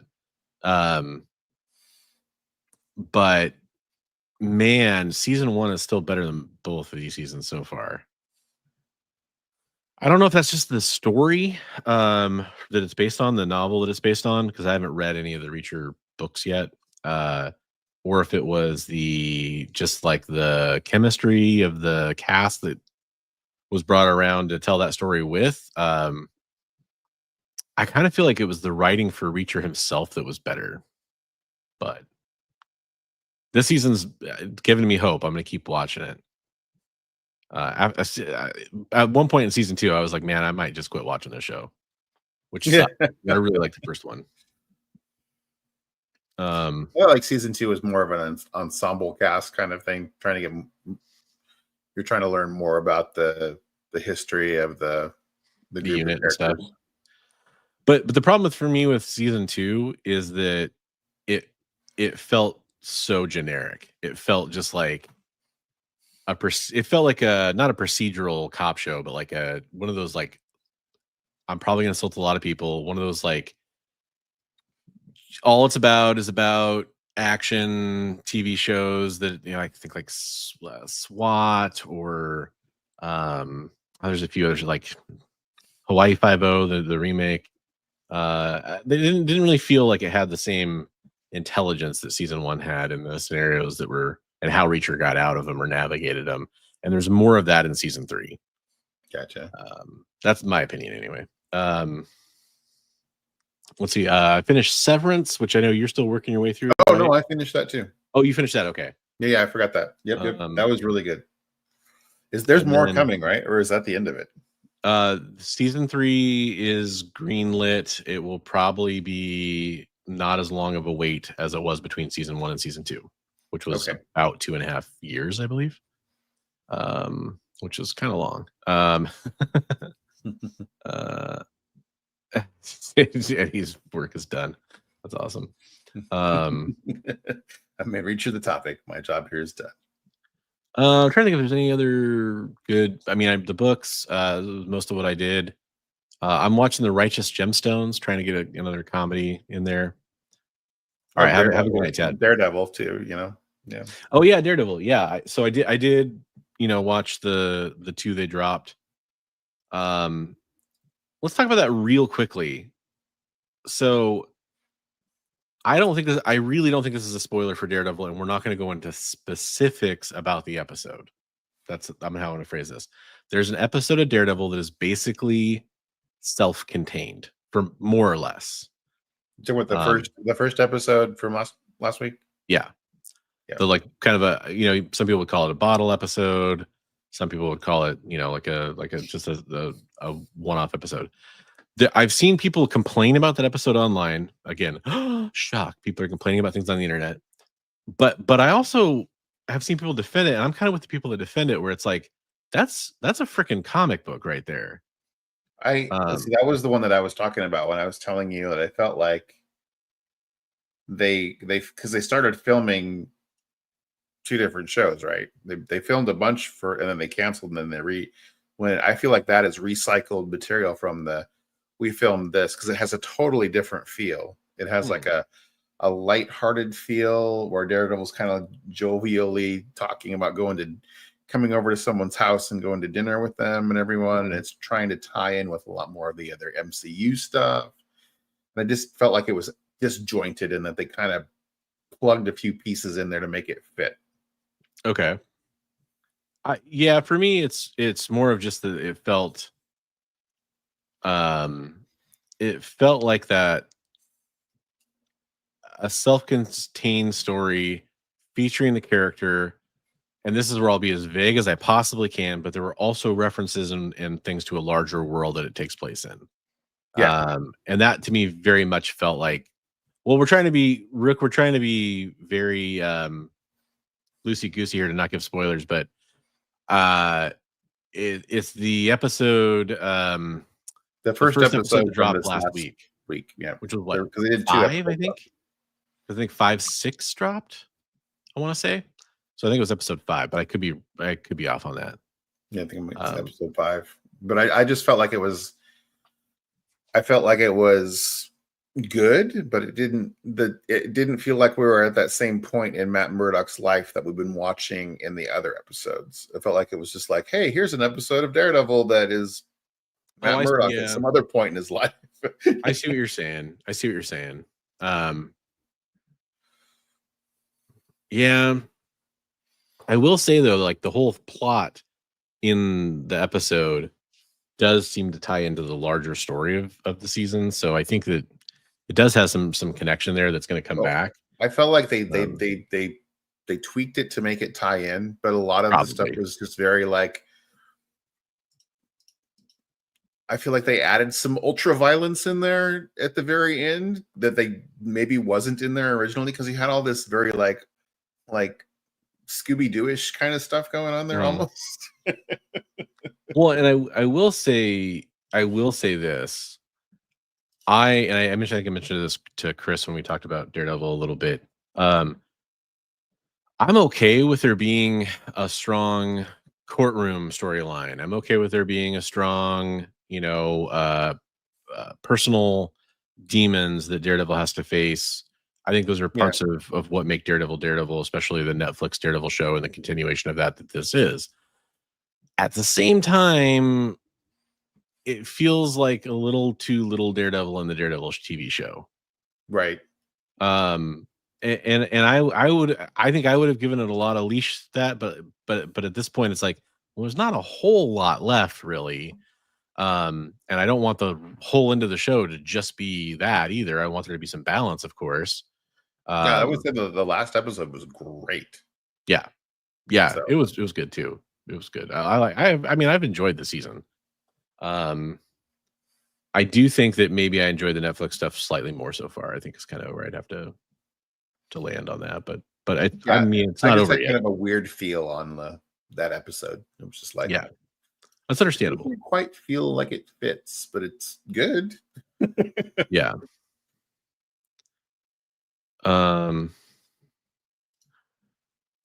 some interesting theories here. Okay. Yeah, that might be better for some people. This is kind of one of those shows. There's a few shows that have come out recently. This is Jay back there, by the way, saying that. It gets confusing. I mean, I could probably just highlight that one. Makes it a little bit easier to tell. There's been a few shows that have come out that have made me question the dropping everything episode at once versus trickling them out. And Daredevil has done even like kind of a different version of that, where it's like some weeks you get 2, some weeks you get 1. Right. Like Invincible kind of did that a little bit this season too, I think. Yeah. Yeah. And a few shows have done that, and it's always interesting to me because it's like, it's weird. Do they think one episode's weaker? Do they like what makes them do that? Right. And is it better? I think some shows are better. Like Severance, I think, was better waiting week to week. I think that made Severance a better show. I don't know that it made Daredevil a better show. So, but I mean, dude, the first episode of this season has some great action in it. But they don't show a ton more. And the times they do show it, it's pretty quick. Yeah, well, the very last episode, they had some good action in there. Yeah, we're finally getting to it. I was trying to stay away from the last 2 as much as possible. Because I know those are the ones that are most likely for people to not have seen. We got to talk about a little bit of news before I do that, and we got to show off some community art. I don't want to run too far over tonight. But before I do any of that, I do got to talk about the last show I want to tell everybody about that's coming on tomorrow night on the EXP. That's going to be actually 2 shows. I'm going to get them both out right now. You can watch Welcome to Wonderland at 8 Eastern, 7 Central. It's a nice comic claim sale show, as well as Kicking It with Henri, which is another comic claim sale show coming on tomorrow night at 10 Eastern, 9 Central. So you can kind of finish out your night on the EXP with a couple great claim shows if you want to go pick up some comic books. I know, like, for example, Wonderland usually features a lot of the books that came out this week. So if you want to pick up some of those books and get them sent out to you because you missed it for final order cutoff, or you're worried your shop's not going to have any of them, they also have some vintage comics as well. Both shows that I've purchased from before on the EXP, and I highly recommend. I had great experiences with both of them. I have thoughts, Sean, but most ones terrible. That's what I thought. Just needed confirmation. Oh, terrible. That's great. They're pretty much, they're kind of the ones we thought of. So I think we agreed with you. I think we are on the same page. So news, when it comes down to it, I mean, really, there's a few things I have. The thing we have to talk about, though, is the Diamond stuff. I feel like that's the huge news. And at this point, as far as I'm aware, it hasn't been approved by the court, I don't think yet. I'm probably wrong about that now, that maybe got approved today or something like that. But it's basically the Alliance is going to be buying Diamond. Most likely. I mean, there's a chance it wouldn't get approved. There's a couple challenges that I've heard have come out. It's like saying I'm going to buy myself. It's kind of weird. Yeah. But I think that we'll assume that's going to be kind of how it shakes out. The thing that I would glean from that is, yes, not the one in Florida. It's the one in Florida, not Canada. Yes. The thing that came out from an interview from the Alliance gentleman whose name I am now forgetting. He popped on Brian McClay's podcast show and talked about some stuff with some of the guys there, like Dennis Barger and Jesse James and Brian. And the through line for every single topic was basically they didn't buy it because it's a comic book distributor. At least they're if they, assuming that they go through on the sale, that wasn't their goal. They weren't trying to buy a comic book distributor per se. I think they were trying to secure the rights to like toy distribution and some of the other stuff that Diamond does, some of their resources, because they'd mentioned like free comic book day, like what happens with that? And they're like, oh yeah, that seems interesting. But we're trying to make some money, and free doesn't sound like a way to make a lot of money. It was kind of, I'm paraphrasing heavily, but that's kind of what they said. What about San Diego Comic-Con? Oh, that was one of the things that we read about. And we wanted to make sure we got when we put our bid in. Sounded like for promotional opportunities for being at San Diego Comic-Con and getting their booth. It just kind of seemed, time and time again, like, are you guys going to forgive any of the debt from comics, comic retailers or whatever? Oh no, we're going after that money. We want to make that money. Like it just seemed like it was all pretty neutral or negative to comics if you're cynical like me, with maybe one exception being that they were open to discussing, new opportunities with comic retailers who had negative feedback about Diamond in the past. So it did sound like they, at least that's what you say if you buy a company too. So I'm throwing that out there. But I heard, a little bit of like, hey, when we went out and talked to some comics retailers, we did hear that there were some bad experiences, and we're going to be looking into those things. I'll believe it when I see it, if they make any positive changes there. But that's sort of what I came away with. None of it seemed like we bought Diamond because we want to make Diamond the best comic book distributor out there in the world. Like that's definitely not what I was hearing.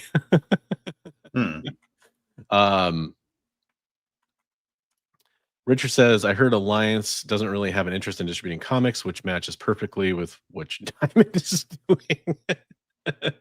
Yeah, I think that's a very, like, I think they do a lot of vinyl and a lot of pops, like Funko Pops, and a lot of other stuff too. That's just very much, they think of it being adjacent to some of the business that Diamond does. probably awesome sauce on the Daredevil front. I agree. It's probably not going to be. It's going to be a little bit different as you get to the end game of the season. I agree.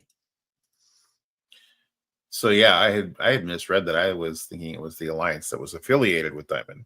So it's a different alliance. So, and that's the problem is there's several alliance companies out there. It tends to be kind of a generic name, unfortunately. I know I was doing like at one point I was doing like industrial parts manufacturers, and there's several alliances out there in just that one sector. I think this is probably the upshot of this for me is, well, Diamond's not going away overnight, which is one of the concerns that definitely was realistic at the beginning of the whole proceedings taking place. There's probably going to be some potential there for comics to be distributed to new, like I know Alliance distributes to a lot of shops that comic books weren't sold in. That's one of the questions they were asked. They didn't necessarily seem to be intentionally trying to leverage those spaces to get comic books into them, like, record stores or whatever, right? But at the same time, I mean, the potential technically exists, so maybe you could look at it that way. And again, this is all assuming that this actually goes through the way that that's being proposed on their bid, which still has to be approved by the courts, as I understand it. It's interesting. I mean, at the end of the day, this is pretty much what was going to happen, right?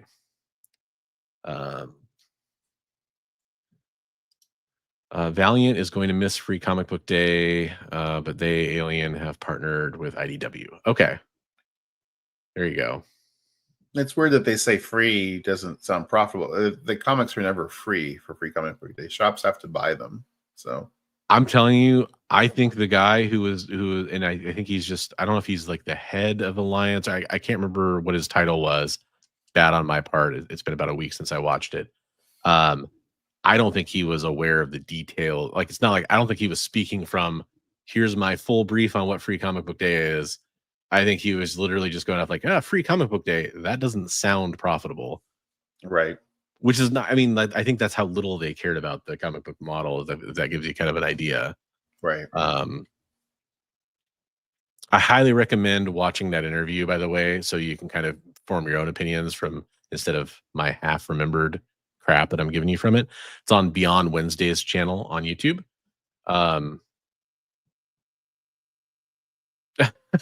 CPCS should have bought Diamond because they're perfect at not giving customers their comics. Ouch. Richard just went scorched earth. Bazinga. Bazinga. You have been watching a lot of Big Bang Theory. Yeah. I kind of defer a lot of this to you, Brian, is because you have a background as being on the retailer side. You had bad experiences with Diamond. How do you think you'd feel about this if you were still a retailer? If I was still a retailer, I've probably already moved on to the other distribution people, so I'm not too excited or upset about it. Probably taking it with a grain of salt as to like, well, we'll see how it all plays out. But yeah, and that's very, very logical to how I think so many publishers at this point, not just the big two, obviously, but the smaller publishers too, have gone with Lunar, or a couple have gone with Penguin Random House. I feel like a lot of the smaller ones went to Lunar, but some went to Penguin Random House. And I doubt, like, if at this point, if you could get pretty much everything through those two, I also know a lot of shops don't want to use multiple pieces of software, have multiple accounts running, multiple, I know different terms on different platforms and stuff like that, but you don't want to keep track of multiple vendors you're having to pay, if it's COD, if it's whatever, I can't imagine that they want that. And unless Diamond comes out and just really fixes damages during shipping and any kind of other, headaches that retailers were putting up with, and just knocks it all out of the park, I can't see anybody really using them for that distribution stuff anymore. Right.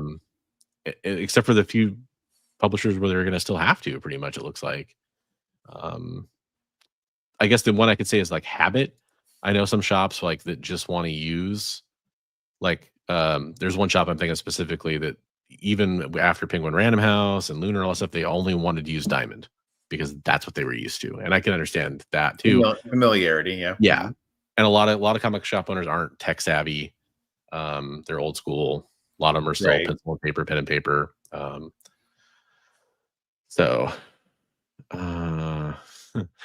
Because Sean says my cousin was wanting to send off favorite Nightwing cover he has to CGC it.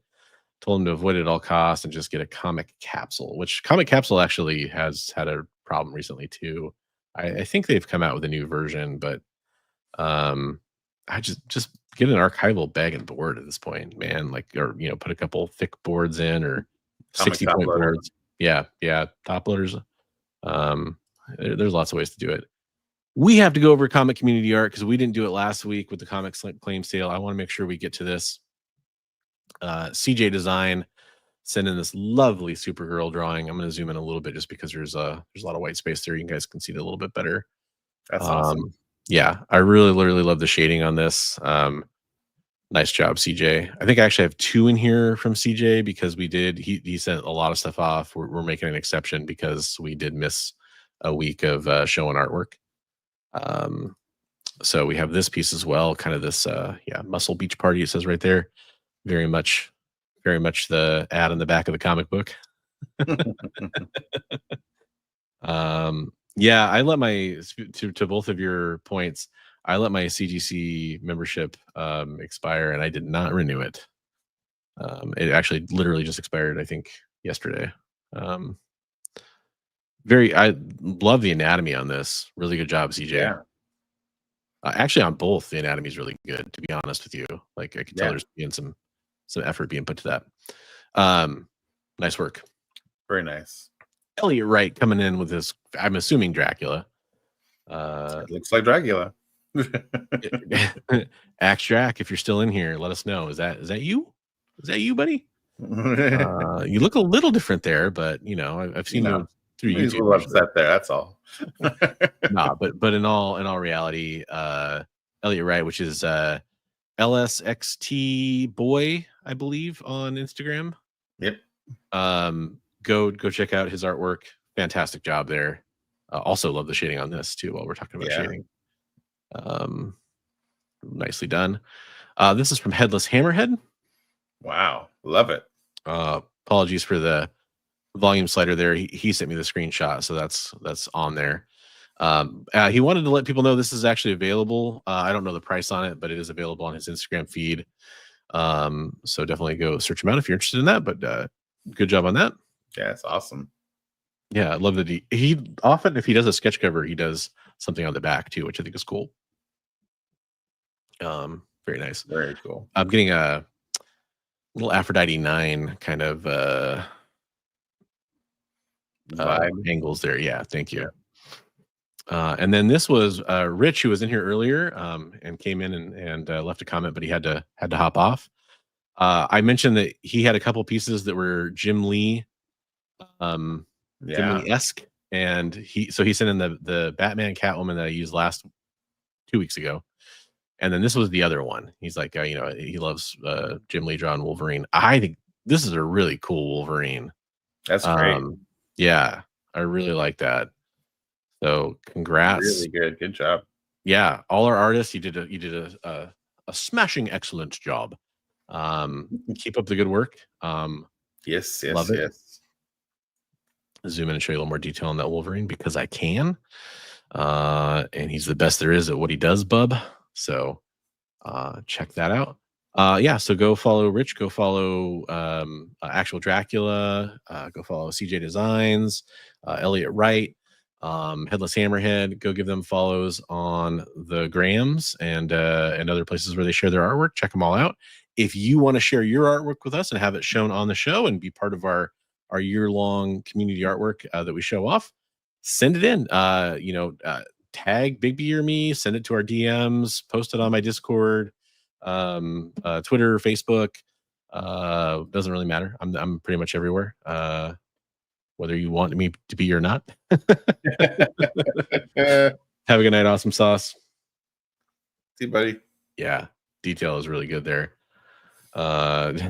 James Dean said on the body of Charles Atlas. That's pretty accurate. Yes, heavy metal fembot. That's very accurate. Yeah, to what that one was. But what he does isn't very nice, bub. So I think that's kind of what we had for the show. I mean, there were a few other smaller news article type things, but not enough to keep us super late on the show. I don't think nothing super important, and stuff we can always talk about next week, where we'll have another wonderful topic. I will throw this out there. We always want to hear what you guys want to talk about. So if you have any topics you want to suggest to us, like the one we talked about tonight, or a different kind of thing, like a creator or a comic book storyline you want us to break down, or like our favorite X-Men stories, or whatever it is, right? Just throw it at us. We'd love to talk about it. And you got anything coming up this week, Big B, that you need to plug? Anything that we need to make sure everybody goes and checks out? Nothing. So I'm teamed up with Future Past Collectibles. They're going to be doing Whatnot claim sale on Wednesday at 2:30 Pacific time. All variant covers and virgin variants, all kinds of limited to 400, 500, 100 exclusives, that kind of stuff. So make sure to check them out on Wednesday on Whatnot at about 2:30. That's Future Past Collectibles, right? Yep, Future Past Collectibles. Cool. Definitely go check that out. I dropped my latest top 5 not to buy, came out this morning. So after this stream's over, which will be in just a second here, you can go watch that if you want to. And gonna probably have some time to record something else this week. Hoping it comes out. I don't know how long it'll take to edit. But yeah, stay tuned. I'm starting to make more videos. More of them are coming out. Have some ideas I want to kind of talk about. How about any 2 comic characters you'd like to see in a cross? Oh, that's a cool one. Cool. Thank you for that, Sean. That one's going on our list. I can tell already there's some because we actually had one that was like best duo, and we're like, once we actually started talking, it's a good idea because we were just like spitballing. It was a good idea, but at the same time, it's like there's not a ton of them. There's like 3 or 4 really good ones that I could think of. Man, maybe there's more if we stop and really think about it. There was more. We started like spitballing. There was a few, but yeah. But again, they all pale in comparison to. Obviously, it's Ren and Stimpy. Yeah, and Beavis and Butthead. Yeah. But Sean, I love that suggestion. That could kind of take that slot too. Yeah, that's a good one. Well, with that said, crossover. Yeah, and it kind of goes along with some of those books that I got from you from winning your channel membership award, with some of those like the Gen 13 Spider-Man crossover, that kind of stuff, or the like Pit Hulk, that kind of thing. Yeah. All in distribution. It's also April Fool's. Yeah, exactly. Well, be careful out there. Watch, the news you share that you're immediately gonna send out to your friends and your loved ones might be pulling a trick on you. I remember when the internet used to be fun on April Fool's Day, and there used to be like actually websites would load upside down or weird junk like that. Now it's just fake news releases. Another day of massive misinformation. Yeah. Like fake product launches. All right, everyone. Have a great night. We'll be around. Spider-Man movie title and release date just got announced just before April Fool's Day. Oh, interesting, Veronica. The new Tom Holland Spider film, or what I'll have to go look that up now. Okay, well, yeah, we'll go check it out. Anyways, have a great week, and we'll see you next week. Same place, same time, same hosts. For better or worse, I think it's for better, but you might disagree. But we'd love to see you next week as well here on Best Coast Comics. Have a good week, everybody.